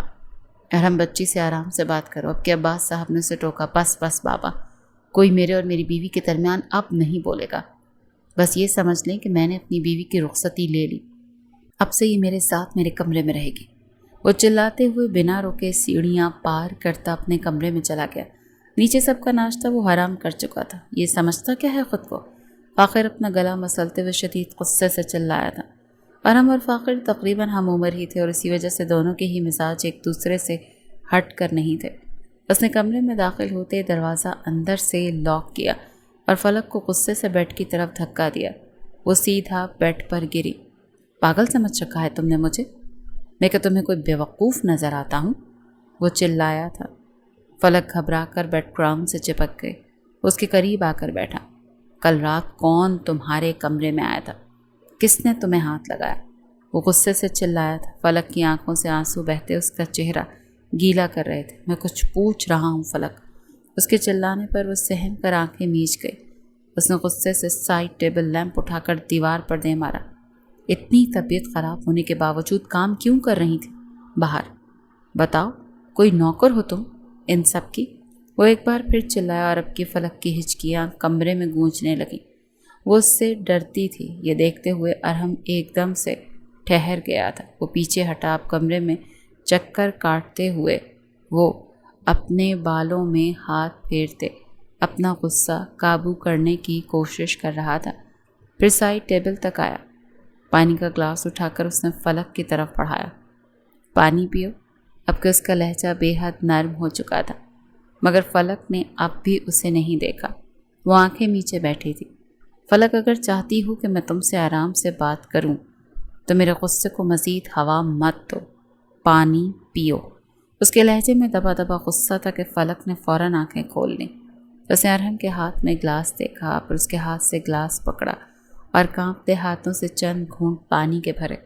ارحم اب تھک ہار کر اس کے قدموں کے پاس بیڈ کے کنارے بیٹھ گیا۔ وہ گھٹنے اکٹھے کیے اب بھی اپنا لرزتا وجود قابو کرنے کی کوشش کر رہی تھی۔ کیوں کیا یہ سب؟ بتاؤ مجھے، کیا مر گیا تھا میں؟ اب وہ بولا تو اس کے لہجے میں شکست تھی۔ بہت دیر بعد فلک کی آواز کمرے میں گونجی۔ جن بیٹیوں کے باپ مر جائیں اور جن کی مائیں ان سے ڈس آن ہو جائیں اور جن کے شوہر نکاح کے بعد بیوی کو لاوارث اپنے گھر والوں کے پاس چھوڑ کر غیر ملک چلے جائیں، ان کی قسمت ایسی ہی ہوتی ہے۔ ارحم عباس خان، پھر ان کی زندگی، ان کی حیثیت کسی نوکر سے زیادہ نہیں ہوتی۔ وہ بولی تو اس کی آواز کانپی۔ ارحم کے دل کو دھچکا سا لگا۔ فلک، اس نے بے حد نرمی اور پیار سے اسے پکارا۔ اس سے پہلے کہ وہ اس کے قریب ہوتا، فلک نے ہاتھ کے اشارے سے روک دیا۔ 9 سال بعد آ کر بیوی کو ملازمہ کی طرح کام کرتا دیکھ کر غصہ کرنے اور اسٹینڈ لینے والا شوہر نہیں ہوتا۔ اپنی بیوی سے محبت کریں، اس پر بھروسہ کریں، اسے اپنے ساتھ کا مان دے، اسے بھروسہ دے کہ کچھ بھی ہو جائے میں تمہارے ساتھ ہوں، وہ شوہر ہوتا ہے۔ آپ کو کیا پتا میں نے گزرے 9 سالوں میں क्या क्या कुछ सहा। और मैं क्यों बताऊं कि कल रात कौन था वो जिसने मुझे मारने की कोशिश की, जिसने अपने गलीज हाथों से मुझे छुआ। अगर मुझे आप पर इतना सा भी भरोसा होता कि आप मेरे साथ खड़े हैं या मैं इस घर में आपकी बीवी की हैसियत से मौजूद हूँ, तो कभी मेरे साथ इतना सब ना होता। मैं कुछ नहीं बताऊंगी आपको, क्योंकि मुझे आपके साथ नहीं रहना। इसीलिए छोड़ कर गए थे ना आप मुझे, क्योंकि मेरा आपसे निकाह हो गया था। अब जाएं, खुद ही सच तलाश कर लें। आपने इस फलक को उसी रोज़ मार दिया था जब आपने इस घर की दहलीज पार की थी। हिचकियों के दौरान ये कहते वो फूट फूट कर रो पड़ी और हम अजियत से उसे देखता रह गए। बहुत देर बाद उसके वजूद में हरकत हुई। वो कमरे से बाहर निकला। फलक की हिचकियाँ और सिसकियाँ अब भी कमरे में गूंज रही थी। थोड़ी देर बाद वापस आया तो उसके हाथ में ट्रे थी। उसमें खाना था और साथ मेडिसिन भी। उसने वो ट्रे फलक के सामने रखी। खाना खाकर मेडिसिन खा लेना, और अब अगर तुम इस कमरे से बाहर निकली ना तो बहुत बुरा पेश आऊँगा मैं। और जिसने भी तुम्हें अपने गलीज हाथों से छुआ है तो वो इस घर का ही कोई मर्द, उसे तो मैं ढूंढ ही लूँगा। और फिर उसे ढूंढने के बाद उसका वो हाल करूँगा कि तुम भी उसकी शक्ल पहचान नहीं पाओगी फलक। ठंडे मगर संजीदा लहजे में कहते हुए वो कमरे से बाहर निकल गया। फलक बेबसी से कमरे की दीवारों को घूरती रह गई। वो समझ ही न सकी कि वो उसे बता कर गया था या धमकी देकर गया था। आपने क्यों छुपाया मुझसे ये सब सच? वो अपनी माँ के सामने बैठा बस यही पूछे जा रहा था। उसने मना किया था कि मैं तुम्हें कुछ ना बताऊं। और हमने हैरत से राबिया बेगम को देखा, ऐसे जैसे यकीन नहीं आया कि फलक उन्हें क्यों मना करेगी। उसे लगता है कि तुम 9 साल पहले उससे इसलिए नाराज़ होकर गए थे क्योंकि हमने तुम्हारा उससे निकाह करवा दिया था। वो प्रॉपर्टी वाली बात नहीं जानती और वो ये भी नहीं जानती कि तुम उससे नहीं, हमारी हरकतों से नाराज़ और खफा थे। तब मैंने उसे बहुत समझाने की कोशिश की, मगर उसने तुम्हारे रवैये से यही याद रखा हमेशा कि तुम उससे निकाह की वजह से छोड़ कर गए। उसकी माँ ने उसे बहुत बातें सुनाई। कॉल पर बात हुई थी। उसे साफ मना कर दिया कि अगर फलक ने उसकी तरफ लौट कर जाने की कोशिश की तो उसे कभी भी अपनाएगी नहीं। और उसने तो कहा कि वो अबॉर्शन करवा लेना चाहती थी। वो तो फलक को पैदा ही नहीं करना चाहते थे, मगर भाई ने उसे फलक का कत्ल नहीं करने दिया और इसी वजह से वो अपनी ही बेटी से नफरत करती है। राबिया बेगम गमगीन थी। मैं अपनी सोच और अपने फ़ैसले पर शर्मिंदा। अब मुझे किसी दौलत की लालच नहीं रही अरहम। अब मैं सिर्फ तुम्हें और फलक को एक साथ खुश देखना चाहती हूँ। मैं तो बस यही सोचकर हैरान हूँ कि कैसी माँ है वो जो अपनी ही बेटी से इतनी नफरत करती है, और कैसी औलाद है वो जिसे अपनी माँ की मोहब्बत ही नहीं मिली। और हमने खाली खाली निगाहों से उन्हें देखा। अच्छा, ये सब तो समझ आता है, मगर आपने उसे मुलाजमा बनाकर क्यों रखा? हुलिया देखा है आपने उसका? उसके पुराने कपड़े, जैसे कोई मिस्कीन हो। इतने बुरे कपड़े तो मुलाजमा भी नहीं पहनती मामा, जैसे उसने मेरी बीवी होते हुए पहने। इतना बुरा सलूक क्यों मामा? वो शदीद अजियत से पूछ रहा था। इस घर में मेरी नहीं, तुम्हारी ताई की हुक्मरानी चलती है। अरहम, जब तुम चले गए तो मेरी क्या औकात रही? फलक को अपने इशारों पर नचा नचा कर उसका यह हाल कर दिया उन्होंने। अरहम ने मुट्ठियाँ भींच ली। उसकी स्टडीज़ का क्या बना? अरहम ने अगला सवाल पूछा। उसने चंद माह पहले इंटर अच्छे मार्क्स से पास किया है। मज़ीद आगे पढ़ाने की मुझ में हिम्मत नहीं थी। तुम आ गए हो ना अब, तुम उसकी हर ख्वाहिश पूरी करना अब। अरहम ने अपनी माँ की आंखों में सच्चाई देखी थी। वो वाकई तकलीफ़ में थी। क्या आप ताई से इस कदर परेशान? उसने हैरत से पूछा। कभी एक म्यान में 2 तलवारों को देखा है अरहम? जब घर एक हो तो हुकूमत भी एक ही इंसान करता है, और इस घर में तुम्हारे ताया का ज़्यादा हिस्सा, ज़्यादा सरमाया, ज़्यादा कमाई और ज़्यादा मेहनत है, तो असूलन वो ख़ुद को हाकिम समझती है। अरहम ने अब बेबसी से अपनी माँ को देखा और शफ़क़ कर रही है। फलक से ऐसा क्यों है? वो बचपन में उसे नापसंद करती थी, मगर अब इतनी नफ़रत? राबिया बेगम ने नफ़ी में सर हिलाया। ऐसा नहीं है अरहम, वो फलक को नापसंद नहीं करती। उसने और मैंने प्लान बनाया था कि अगर वो तुम्हारे सामने फलक को मुलाजमा कहेगी तो शायद तुम्हारी फलक के लिए मोहब्बत जाग जाए, मगर हम नहीं जानते कि तुमने फलक को पहचाना ही नहीं, और जब पहचाना तो इतना बड़ा हंगामा होगा। शफ़क़ को फलक से कोई मसला नहीं, वो तो ख़ुद आनिया और ताई की हाकमियत से थक चुकी है। इसीलिए वो चाहती है कि तुम अब कभी वापस ना जाओ। वो तुम्हारी बहन है, تمہاری خوشیاں ہی چاہتی ہے بس۔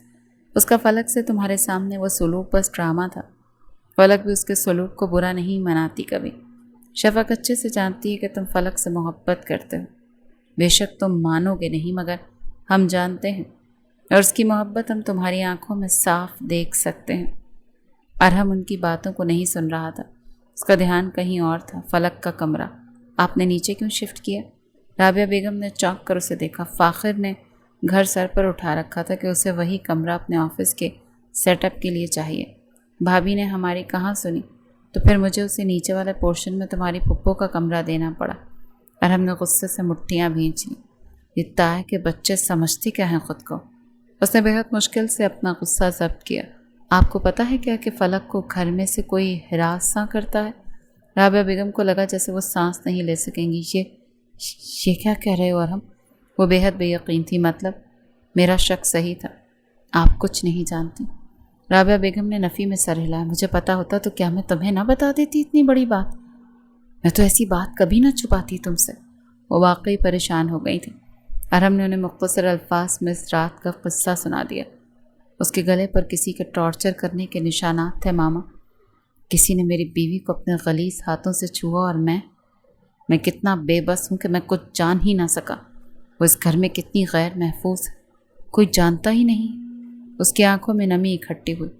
وہ مجھ پر اتنا بھی بھروسہ نہیں کرتی کہ مجھے کچھ بھی بتائے، اور وہ اپنی جگہ بالکل ٹھیک ہے ماما۔ میں نے اسے کبھی بھروسہ دیا ہی نہیں، تو کیسے کرتی وہ بھروسہ؟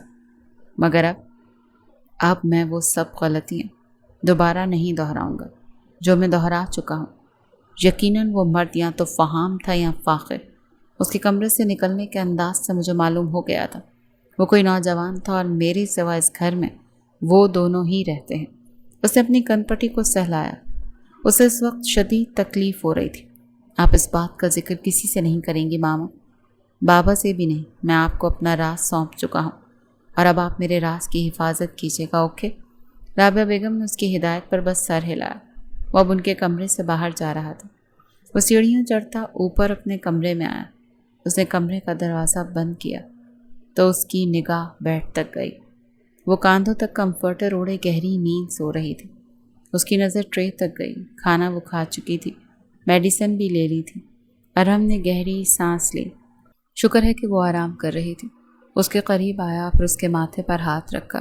اسے ابھی بھی بخار تھا، اچھا خاصا تیز۔ عصر کا وقت ہونے کو تھا۔ اس کے پاس بیڈ پر بیٹھا، اس کے گلے کے بٹن کھول کر اس کے گلے کے زخم دیکھے۔ کچھ زخم نئے تھے، کچھ پرانے۔ کچھ زخم مندمل ہو چکے تھے، اور کچھ کے نشان اب بھی باقی تھے۔ پھر اس کی نظر سنہری زنجیر تک گئی۔ اس نے دھیرے سے اس زنجیر کو چھوا۔ یہ اس نے نکاح کے بعد فلک کے لیے گفٹ لیا تھا۔ تم فلک سے محبت کرتے ہو، بے شک تم مانو گے نہیں، مگر ہم جانتے ہیں، اور اس کی محبت ہم تمہاری آنکھوں میں صاف دیکھ سکتے ہیں۔ اسے ماما کے وہ الفاظ یاد آئے۔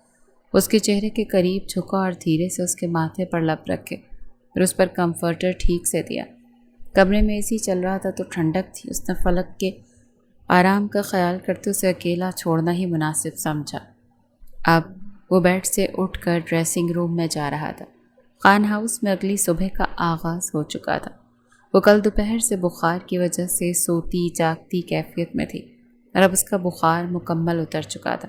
اس کی آنکھیں کھلیں تو اس کی پہلی نظر بائیں جانب گئی، کیونکہ وہ بائیں طرف کروٹ لے کر لیٹی تھی، تو اسے سب سے پہلے ارحم کا چہرہ نظر آیا۔ اس کے قریب اسی کی طرف کروٹ لے کر سو رہا تھا۔ اس کے کاندھوں تک کمفرٹر آ رہا تھا۔ اس نے سلیو لیس بلیک انڈر شرٹ پہن رکھی تھی۔ اسے اپنے اتنا قریب دیکھتے فلک کا چہرہ شرم سے سرخ ہوا۔ اس نے حیرت سے آس پاس دیکھا تو رات کا کوئی پہر تھا۔ اسے یاد آیا کہ اب تو وہ ارحم کے کمرے میں تھی۔ وہ کچھ دیر اسے دیکھتی رہی، پھر دوبارہ اس کی آنکھیں بند ہو گئیں۔ پھر اگلی صبح اس کی آنکھ کھلی۔ جس وقت وہ اٹھی اس وقت ارحم شیشے کے سامنے کھڑا اپنے گیلے بال تولیے سے خشک کر رہا تھا، اور اس وقت بلیو جینز اور وائٹ شرٹ میں تھا۔ یقیناً وہ شاور لے کر آیا تھا۔ اس کی نظر شیشے سے پیچھے فلک تک گئی۔ وہ بیڈ گراؤنڈ سے ٹیک لگائے بیٹھی تھی۔ تیار ہو جاؤ، پھر ناشتہ کر کے ہمیں مارکیٹ جانا ہے۔ ارحم نے سکون سے اطلاع دی۔ مارکیٹ؟ کیوں؟ اس نے فوراً پوچھا۔ جا کر خود ہی دیکھ لینا۔ فلک خاموشی سے بیڈ سے اٹھ گئی، کیونکہ اس نے اب مزید کسی سوال کے قابل چھوڑا ہی نہیں تھا۔ کچھ ہی دیر کے بعد اس کے سامنے کھڑی تھی. تمہارے پاس کوئی ڈھنگ کے کپڑے نہیں؟ ارحم نے حیرت سے اسے دیکھتے پوچھا. کیوں؟ کیا مسئلہ ہے میرے کپڑوں کو؟ اس نے حیرانی سے پوچھا. کب بنوایا تھا یہ ڈریس تم نے؟ ارحم نے سنجیدگی سے پوچھا. فلک کا چہرہ سرخ ہوا. نیا ہی ہے، پچھلی عید پر آنی آپ ہی نے دیا تھا. ارحم کے ماتھے پر بلوں کا جال آیا. اس نے فلک کا دوپٹہ ایک کونے سے پکڑا جس میں 2 سوراخ واضح دکھائی دے رہے تھے.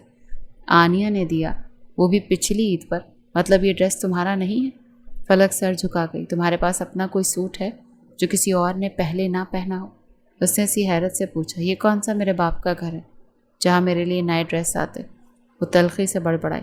باپ کا نہیں ہے مگر شوہر کا ضرور ہے.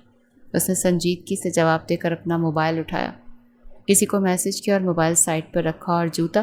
اس نے اب فلک کے پاؤں کی طرف دیکھا. جوتے بھی سارے ایسے ہی ہیں. فلک خاموشی سے رخ موڑ گئی. اس کے پاس کوئی جواب نہیں تھا. 2 منٹ بعد کمرے کے دروازے پر دستک ہوئی. ارحم نے اجازت دی تو شفق اندر داخل ہوئی. بھائی آپ نے بلایا؟ اس نے سوالیہ نگاہوں سے ارحم کو دیکھا. ہاں. ڈریس لائی ہو؟ شفق نے سر ہلایا اور اپنے ہاتھ میں پکڑا ایک خوبصورت اور نیا ڈریس ارحم کی طرف بڑھایا. کوئی اچھی سی سینڈلز بھی لا دو فلک کے. وہ سر ہلاتی کمرے سے باہر چلی گئی. جاؤ یہ چینج کرو. فلک نے نفی میں سر ہلایا. میں ٹھیک ہوں ان کپڑوں میں. آپ کو مجھے لے کر جانا ہے ایسے ہی تو ٹھیک ہے، ورنہ میں گھر میں ہی ٹھیک ہوں. ویسے بھی بہت سے کام ہیں مجھے. اس نے اپنے بال کان کے پیچھے کرتے سکون سے ارحم کے غصے کو ہوا دی. کام گئے بھاڑ میں. اب تم کام کو ہاتھ لگانا تو ہاتھ توڑ دوں گا تمہارے. اور اپنے کپڑوں کا حال دیکھا ہے تم نے؟ ٹراؤزر پھٹا ہوا ہے، دوپٹے میں کتنے سوراخ ہیں. کیا تم ایسے کپڑے پہنتی ہو گھر میں؟ وہ سختی سے پوچھ رہا تھا. آپ کو کیا فرق پڑتا ہے؟ آ گئے ہیں 9 سال بعد مجھ پر حق جتانے. ارحم نے گہری سانس لے کر اپنا غصہ قابو کیا. تم پہن رہی ہو یا میں خود پہناؤں؟ اس نے اس کے قریب آتے سختی سے پوچھا کہ فلک کا چہرہ ایک دم سے سرخ ہو گیا. وہ جانتا تھا وہ منع نہیں کرے گی. بہت ہی بدتمیز ہیں آپ. اس نے غصے سے ارحم کو دیکھا اور اس کے ہاتھ سے کپڑے جھپٹ کر واش روم کی طرف بڑھے. شکریہ. اور بیوی کے ساتھ یہ بدتمیزی نہیں، محبت کہلاتی ہے. مگر تم کیا جانو محبت؟ وہ بھی پیچھے سے بڑبڑایا. اگلے 2 منٹ میں اس خوبصورت شارٹ فراک اور پلازو میں تھی اور اس ڈریس میں وہ بے حد حسین لگ رہی تھی. ارحم نے اسے دیکھا تو جیسے نگاہیں ہٹنے سے انکاری تھیں. وہ بے حد خوبصورت لگ رہی تھی. بیوٹی ان گرے. وہ بڑبڑایا. شفق نے اسے جوتا بھی لا دیا. اس نے ارحم کو گھوریوں سے ڈرتے ہوئے پہن لیا. اس ڈریس میں اس کے گلے کے زخم واضح ہو چکے تھے. اس نے انہیں ارحم سے چھپانے کی کوشش نہیں کی کیونکہ وہ جانتی تھی کہ وہ جانتا ہے سب. وہ اب اپنے بال باندھ کر دوپٹہ گلے میں ڈال چکی تھی. اس نے ایک نظر ارحم کو دیکھا جو اس کے قریب آتا اس کا ہاتھ تھام گیا تھا.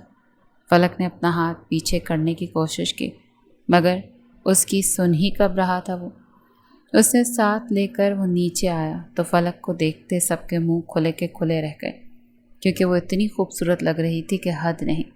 ارحم نے کرسی کھینچ کر پہلے فلک کو کرسی پر بٹھایا پھر اس کے ساتھ والی کرسی کھینچ کر بیٹھا. اب اس کے لیے پلیٹ میں کھانا نکال رہا تھا. نازیہ تائی کی چبھتی نظریں ان دونوں پر تھیں. البتہ رابعہ بیگم اور عباس صاحب مسکرا کر ان دونوں کو دیکھ رہے تھے. ایسے ہاتھ کیوں چٹکا رہی ہو؟ کھانا شروع کرو. اس نے سختی سے فلک کو حکم دیا تو اس کی ڈانٹ پر خاموشی سے کھانا کھانے لگی. بابا میں کچھ دنوں کے لیے مری جا رہا ہوں. سب نے حیرت سے اسے دیکھا جب اس نے اپنی بات مکمل کی فلک کے ساتھ اور اس کی بات پر کچھ چہروں پر واضح غصہ ابھرا تھا. کھانا کھاتی فلک کے ہاتھ رک گئے. اس نے حیرت سے ارحم کو دیکھا جو سکون سے کھانا کھا رہا تھا. ہاں بیٹا ضرور جاؤ. میں تو سوچ رہی ہوں کہ تم دونوں کا ولیمہ بھی اب ہو جانا چاہیے. رابعہ بیگم کی بات پر اس نے سر ہلایا. مری سے واپس آ کر آپ تب تک کوئی بھی سیٹ فکس کر لیجیے گا. اور ماما میں نے آپ دونوں کو گھروں کی کچھ فوٹوز بھیجی، ان میں سے اپنی پسند کا گھر سلیکٹ کر لیجیے. رابعہ بیگم اس کی بات کا مطلب سمجھ گئی. انہوں نے بس سر ہلایا. وہ ناشتہ ختم کر چکا تھا. چلو فلک. اس نے فلک کو اٹھنے کا اشارہ کیا. وہ خاموشی سے اٹھ گئی. اب کہاں کی تیاری؟ تائی نے طنز کیا. مجھے اپنی بیوی کو کہیں بھی لے کر جانے کے لیے آپ کی اجازت درکار نہیں ہے تائی. اور میں اپنی بیوی کے ساتھ جہاں مرضی جاؤں. کیا میں آپ کو بتانے کا پابند ہوں؟ مگر چلیں آپ کی تسلی کے لیے بتا دیتا ہوں کہ آپ کی بیٹی کی اترن پہننے کے زمانے تو میری بیوی کے گئے. میں اتنا کماتا ہوں، لاوارث نہیں ہے یہ، تو اپنی کمائی سے اس کی ضروریات زندگی پوری کر سکتا ہوں. اس کے لیے شاپنگ کرنے جا رہا ہوں. امید ہے اب آپ کی تفتیش پوری ہو گئی ہوگی. چلو فلک. اس نے ایک ایک لفظ تلخی سے کہتے فلک کی کلائی پکڑی اور اس کو ساتھ لیے لاؤنج کا دروازہ پار کر گیا. بیڈ پر اتنے سارے شاپنگ بیگ پڑے تھے، اتنا سامان تھا، فلک دیکھ دیکھ کر تھک گئی تھی، مگر سامان ختم ہی نہیں ہو رہا تھا۔ وہ تو بس برائے نام ارحم کے ساتھ شاپنگ پر گئی تھی۔ ارحم نے اپنی پسند سے ہر چیز اس کے لیے لی تھی۔ اتنے کپڑے اور جوتے اس نے زندگی میں ایک ساتھ کبھی نہیں دیکھے تھے جو اسے ایک ہی دن میں اس شخص نے دلا دیے تھے۔ اور سچ تو یہ تھا کہ وہ آج بہت خوش تھی، اسے ہر چیز پسند آئی تھی۔ ایک ایک ڈریس بہت خوبصورت تھا۔ ارحم اپنے دھیان میں کمرے کا دروازہ کھولے اندر داخل ہوا تو حیرت سے اسے دیکھا جو ایک ایک جوڑا کھول کر دیکھ رہی تھی۔ اس کے چہرے پر سارے جہان کی خوشی تھی۔ ارحم کھل کر مسکرایا، پھر اس کے قریب آیا۔ پیکنگ کر لو، صبح ہم نے مری جانا ہے۔ فلک کی مسکراہٹ سمٹ گئی۔ مجھے نہیں جانا، میں گھر میں ہی ٹھیک ہوں۔ حالانکہ وہ کہنا چاہتی تھی کہ وہ مری دیکھنا چاہتی ہے۔ میں پوچھ نہیں رہا، بتا رہا ہوں کہ ہم جا رہے ہیں تو مطلب جا رہے ہیں، اور مجھے وہاں اپنا کچھ کام ہے تو پیچھے تمہیں اب اکیلا چھوڑ کر تو میں کہیں نہیں جاؤں گا، اسی لیے تم میرے ساتھ جا رہے ہو۔ پیکنگ ابھی کر لو، صبح جلدی نکلنا ہے ہمیں۔ فلک بس اسے گھور کر رہ گئی جو ڈریسنگ روم میں جا چکا تھا۔ وہ 10 منٹ بعد باہر آیا تو وہ ابھی تک کپڑے ہی دیکھ رہی تھی۔ اب یہ سب سمیٹو گی نہیں؟ مجھے سونا ہے، بہت تھکا ہوا ہوں میں۔ وہ دیکھ سکتا تھا آج فلک کتنی خوش ہے۔ ہاں، اس نے لبوں سے تو اظہار نہیں کیا تھا، مگر آج ارحم نے اسے زندگی کی سب سے بڑی خوشی دے دی، اس کی یہ چھوٹی چھوٹی ضرورتیں پوری کر کے۔ تو سو جائیں آپ، پہلی بار تو اتنے مہنگے کپڑے ملے ہیں مجھے، اب کیا میں سکون سے دیکھوں بھی نا؟ اور اگر آپ کو مجھ سے اور میرے کپڑوں سے اتنا مسئلہ ہے تو میں واپس اپنے کمرے میں چلی جاتی ہوں۔ ارحم اس کے غصہ کرنے پر مسکرایا۔ ضرور جاؤ اگر تم چاہتی ہو کہ آدھی رات کو پھر کوئی تمہیں ڈرانے اور بلیک میل کرنے آئے تو۔ فلک کے چہرے کا رنگ اڑ گیا۔ کچھ دیر بعد وہ سنبھل گئی۔ ہاں تو آپ کو مسئلہ ہے مجھ سے تو آپ کمرے سے باہر جائیں، اب تو یہی ہے میرا کمرہ۔ وہ حق جتاتی ہوئی کتنی اچھی لگتی تھی۔ کوئی اس وقت ارحم سے پوچھتا، اچھا مطلب تم مجھے میرے ہی کمرے سے باہر نکالو گے؟ اس نے محظوظ ہوتے پوچھا۔ رخصتی کروانے کا پتہ ہے، اور یہ نہیں پتہ کہ شادی کے بعد ہر چیز پر دونوں کا برابر کا حق ہوتا ہے۔ میرا تیرا کچھ نہیں ہوتا۔ فلک غصے سے بڑبڑاتی ہوئی اب کپڑے سمیٹ رہی تھی۔ تو مطلب تم مجھے اپنا شوہر مانتی ہو؟ ارحم کے سوال پر وہ تھم گئی۔ اس نے بے حد بے یقینی سے اسے دیکھا۔ کاش میرے ماننے ہی سے سب کچھ ہو جاتا تو میں آپ کی زندگی سے اپنا تصور ہی نہ مانتی اور وہ مٹ جاتا۔ ارحم کی مسکراہٹ سے مٹ گئی۔ وہ اب کپڑے کبرڈز میں سیٹ کر رہی تھی۔ کچھ دیر میں ہی بیڈ آدھے سے زیادہ خالی ہو چکا تھا۔ وہ کپڑے سیٹ کرنے کے بعد پیکنگ کر رہی تھی۔ وہاں سردی ہوگی اس حساب سے کپڑے رکھنا، اس نے آخری ہدایت کی اور آنکھیں بند کر گیا۔ پھر اسے کوئی اندازہ نہیں تھا کہ فلک کب سب کچھ سمیٹ کر سوئی، کیونکہ وہ نیند کی وادیوں میں اتر چکا تھا۔ اگلی صبح ناشتے کے بعد وہ مری کے لیے نکلے تھے اور دوپہر تک پہنچ گئے تھے۔ فلک تو سفر کی تھکاوٹ کی وجہ سے ہوٹل آتے ہی سو گئی، جبکہ ارحم باہر چلا گیا۔ جب وہ واپس آیا تو رات ہو چکی تھی۔ فلک فریش ہوتی واش روم سے باہر آئی جب ارحم کمرے میں داخل ہوا۔ کھانا آرڈر کروں؟ بھوک لگ رہی ہوگی تمہیں، ارحم نے نرمی سے پوچھا تو اس نے بس سر ہلایا تھا۔ کچھ دیر میں کھانا آ چکا تھا، باہر گھومنے چلیں؟ کھانا کھانے کے بعد ارحم نے پوچھا۔ میں یہیں ٹھیک ہوں۔ اس سے پہلے وہ بات پوری کرتی وہ اس کی بات کاٹ گیا۔ تم یہیں ٹھیک نہیں ہو نا؟ چلو تیار ہو جاؤ، باہر چلتے ہیں۔ وہ اسے حکم سنا کر اپنا بیگ کھول کر اپنے کپڑے الٹ پلٹ کیے، کچھ ڈھونڈنے لگا۔ فلک کیا کہتی؟ اس کا تو دل اندر سے چاہ رہا تھا وہ باہر جا کر گھومے، سو خاموشی سے تیار ہو گئی۔ کوٹ پہنا، سر پر کیپ، پاؤں میں شوز، اور پھر وہ ارحم کے ساتھ باہر آ گئی۔ وہ دونوں اس وقت مری کی مارکیٹس میں گھوم رہے تھے۔ وہ ہر چیز بہت اشتیاق سے دیکھ رہی تھی۔ ارحم نے اس کا ہاتھ پکڑ رکھا تھا، اس کے چہرے پر مسکراہٹ تھی۔ ایک بات بتاؤ فلک، تم نے سب سے زیادہ محبت دنیا میں کس سے کی ہے؟ اس نے فلک کو مصروف پا کر پوچھا۔ آپ سے، وہ اسی تیزی سے بولی، پھر خود ہی اپنی بات پر سرخ پڑ گئی۔ اور سب سے زیادہ نفرت؟ ارحم نے اگلا سوال پوچھا۔ خود سے، وہ تلخی سے بڑبڑائی۔ کیوں؟ ارحم نے حیرت سے پوچھا۔ کیونکہ میں ایک انچاہا وجود ہوں جسے اس کی ماں دنیا میں لانا نہیں چاہتی تھی۔ باپ مر گیا، ماں نے دوسری شادی کر لی، مجھے میرے ددیال والوں کے حوالے کر دیا، اور پھر پلٹ کر کبھی میری خبر تک نہیں لی۔ میں کسی بوجھ کی طرح پھپھو کی دہلیز پر پڑنے لگی۔ جس شخص کے ساتھ رہنا چاہتی تھی وہ نکاح کے بعد چھوڑ کر چلا گیا۔ یہ حکم سنا دیا کہ اپنی ماں کے پاس چلی جانا، تمہاری اس گھر میں کوئی جگہ نہیں۔ جب اس دنیا میں کوئی ایک بھی مجھ سے محبت نہیں کرتا، کسی کو بھی میری کمی، میری ضرورت محسوس ہی نہیں ہوتی، تو مجھے خود سے ہی نفرت ہو گئی۔ اور ہم نے خاموشی سے اس کی بات سنی۔ اور فاخر کیوں ٹارچر کر رہا ہے تمہیں؟ اس نے اسی تیزی سے اگلا سوال پوچھا۔ کیونکہ میں نے اسے دیکھ لیا تھا، اس رات کوارٹر میں ملازمہ کے ساتھ فلک ایک دم سے بولتے بولتے رک گئی۔ اس نے اسی بے یقینی سے ارحم کو دیکھا جس کا چہرہ سپاٹ ہو چکا تھا۔ آپ کو کیسے پتا؟ وہ فاخر وہ بات ادھوری چھوڑ گئی۔ میں تو بس اندھیرے میں تیر چھوڑا تھا، نشانے پر لگ گیا۔ فاخر نے تمہارا کمرہ خالی کروایا، حالانکہ اس نے ایک دن بھی اس آفس روم کو ٹھیک سے یوز نہیں کیا۔ تو مطلب یہی تھا کہ وہ چاہتا تھا کہ تم نیچے رہو تاکہ وہ گلاس ڈور کے ذریعے آسانی سے تمہیں تنگ کرے، ٹارچر کرنے اور بلیک میل کرنے آ سکے، اور گھر میں سے کسی کو پتہ نہ چلے۔ اور ہم نے لمحوں میں سب کچھ بے نقاب کر دیا۔ فلک کی آنکھیں نم ہونے لگیں۔ وہ اس کا بازو پکڑے ایک بینچ تک آیا اور اسے وہاں بٹھایا۔ تمہیں میرے گھر سے جانے کا اصل سچ نہیں پتا فلک۔ تم نے وہی سچ سمجھا جو تمہیں اس وقت لگا، جبکہ میں گھر چھوڑ کر اس وجہ سے نہیں گیا تھا۔ ہمارا نکاح ہوا تھا، پہلی وجہ تو تھی میری آؤٹ آف کنٹری، میرا سلیکشن ہوا تھا جو میرے لیے بہت اہم تھا، تو مجھے جانا تھا، اور تم پر غصہ کرنے اور ڈانٹنے کی وجہ نکاح نہیں تھا۔ میں تو راضی خوشی تم سے نکاح کر چکا تھا، مگر نکاح کے بعد مجھے نکاح کی وجہ معلوم ہوئی۔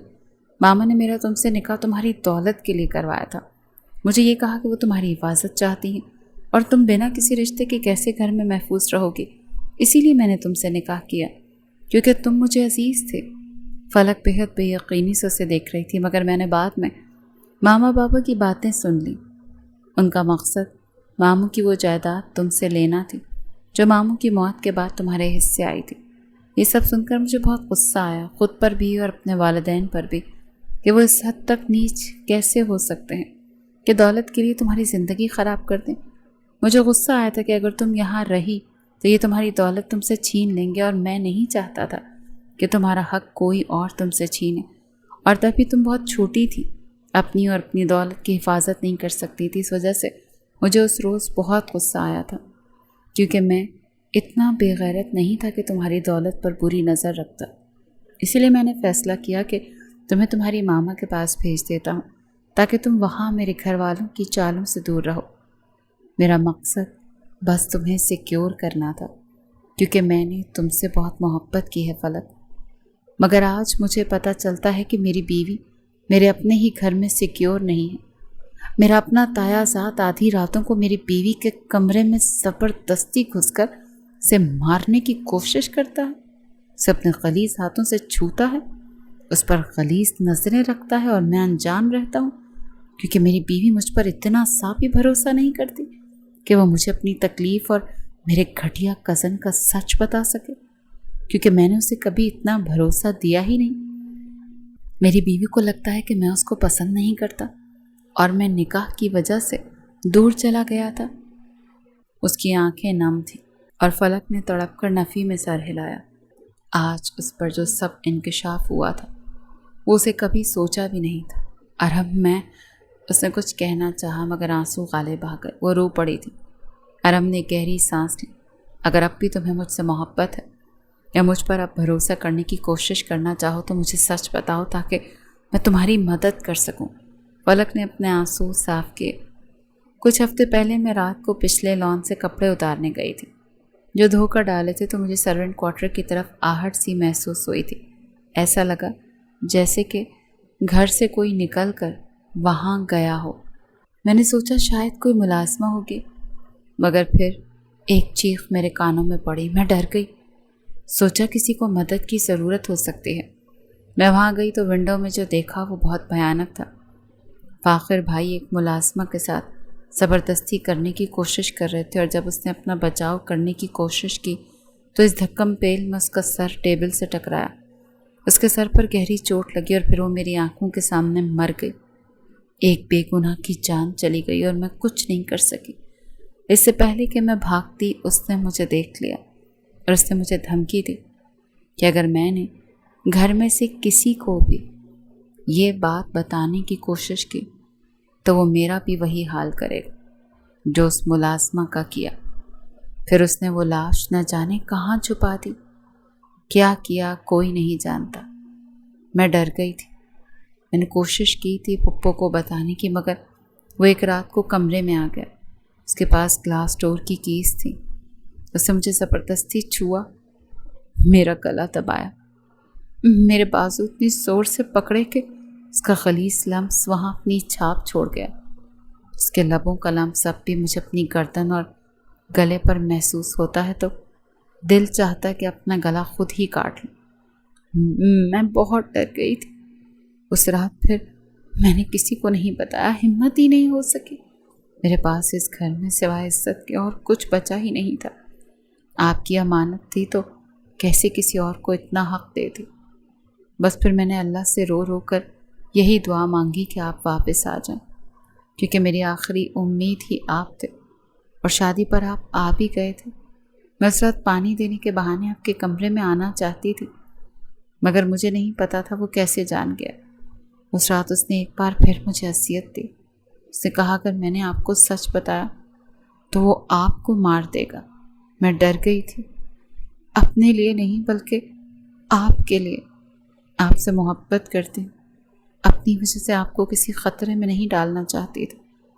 اسی وجہ سے میں نے خاموش رہنے کا فیصلہ کیا۔ اپنی جان دے سکتی ہوں مگر آپ پر کیسے آنچ آنے دیتی۔ اس رات آپ کمرے میں آ گئے تھے تو وہ بھاگ گیا۔ اسے شک ہو چکا کہ میں نے آپ کو کچھ بتا دیا ہوگا۔ اگر آپ نے رخصتی نہ لی ہوتی تو یقیناً وہ دوبارہ آتا۔ اگر آپ کی وجہ سے میری جان کی خلاصی ہوئی، مگر اب نہ تو وہ یہاں ہے اور نہ ہی ہم گھر میں ہیں۔ میں جلد یا بعدیر آپ کو سب سچ بتا ہی دیتی، مگر اتنے سال میں یہ سمجھتی رہی کہ آپ مجھے پسند ہی نہیں کرتے، اس وجہ سے مجھ سے دور چلے گئے ہیں۔ میں نے اتنے سال آپ کو غلط سمجھا، اس کے لیے سوری ارحم۔ میں نے صرف آپ سے محبت کی تھی، ہمیشہ سے آپ اچھے لگتے تھے، اور آپ کے جانے کے بعد آہستہ آہستہ مجھے ہمارے رشتے کی اہمیت کا اندازہ ہونے لگا۔ وہ اب چہرے پر ہاتھ رکھ کے اپنی ہچکیاں قابو کر رہی تھی۔ ارحم نے اسے بازو سے پکڑے اپنا قریب کیا اور اسے اپنے سینے سے لگا لیا۔ اس کے سینے سے لگی اب اپنے آنسو قابو کرنے کی کوشش کر رہی تھی۔ ارحم اس کے بال سہلا رہا تھا۔ بس اب میں ہوں نا تمہارے ساتھ، اب تمہیں اس گھٹیا شخص سے ڈرنے کی کوئی ضرورت نہیں۔ میں خود اس سے اس کے جرائم کی سزا دلواؤں گا۔ اس نے فلک کے آنسو اپنے ہاتھوں سے صاف کرتے اس کے ماتھے پر لب رکھے۔ چلو واپس چلتے ہیں، رات بہت ہو چکی۔ فلک نے بس سر ہلایا۔ اب وہ دونوں واپس ہوٹل کی طرف جا رہے تھے۔ کچھ دیر کے بعد وہ دونوں ہوٹل میں تھے۔ ارحم نے اسے اپنے پاس بیڈ پر بٹھایا۔ فلک نے شرما کر سر جھکا لیا۔ اب تو سب کلیئر ہو گیا نا؟ میں تم سے بہت محبت کرتا ہوں، تو اب میرے ساتھ لائف شیئر کرنے کے بارے میں کیا خیال ہے؟ اس نے فلک کے کان میں سرگوشی کرتے اس کے گال پر لب رکھے۔ وہ کیا کہتی؟ اس کے پاس تو کوئی الفاظ ہی نہیں تھے۔ وہ مری کسی کام سے نہیں آیا تھا، وہ صرف فلک کو اس گھر کی چار دیواری سے دور یہاں اسے پرسکون کرنے لایا تھا، تاکہ وہ گھر کے ماحول سے نکلے اور کھلی ہوا میں سانس لے سکے۔ فلک نے شرما کر اس کے سینے میں سر چھپا لیا۔ ارحم نے اسے بیڈ پر لٹایا اور اس کے لبوں پر جھکتے نرمی سے وہاں اپنا لمس چھوڑا۔ پھر اس نے اسی نرمی سے فلک کے گلے پر لب رکھے اور اب پرانے زخموں کو اس کی یادداشت سے مٹا دینا چاہا تھا۔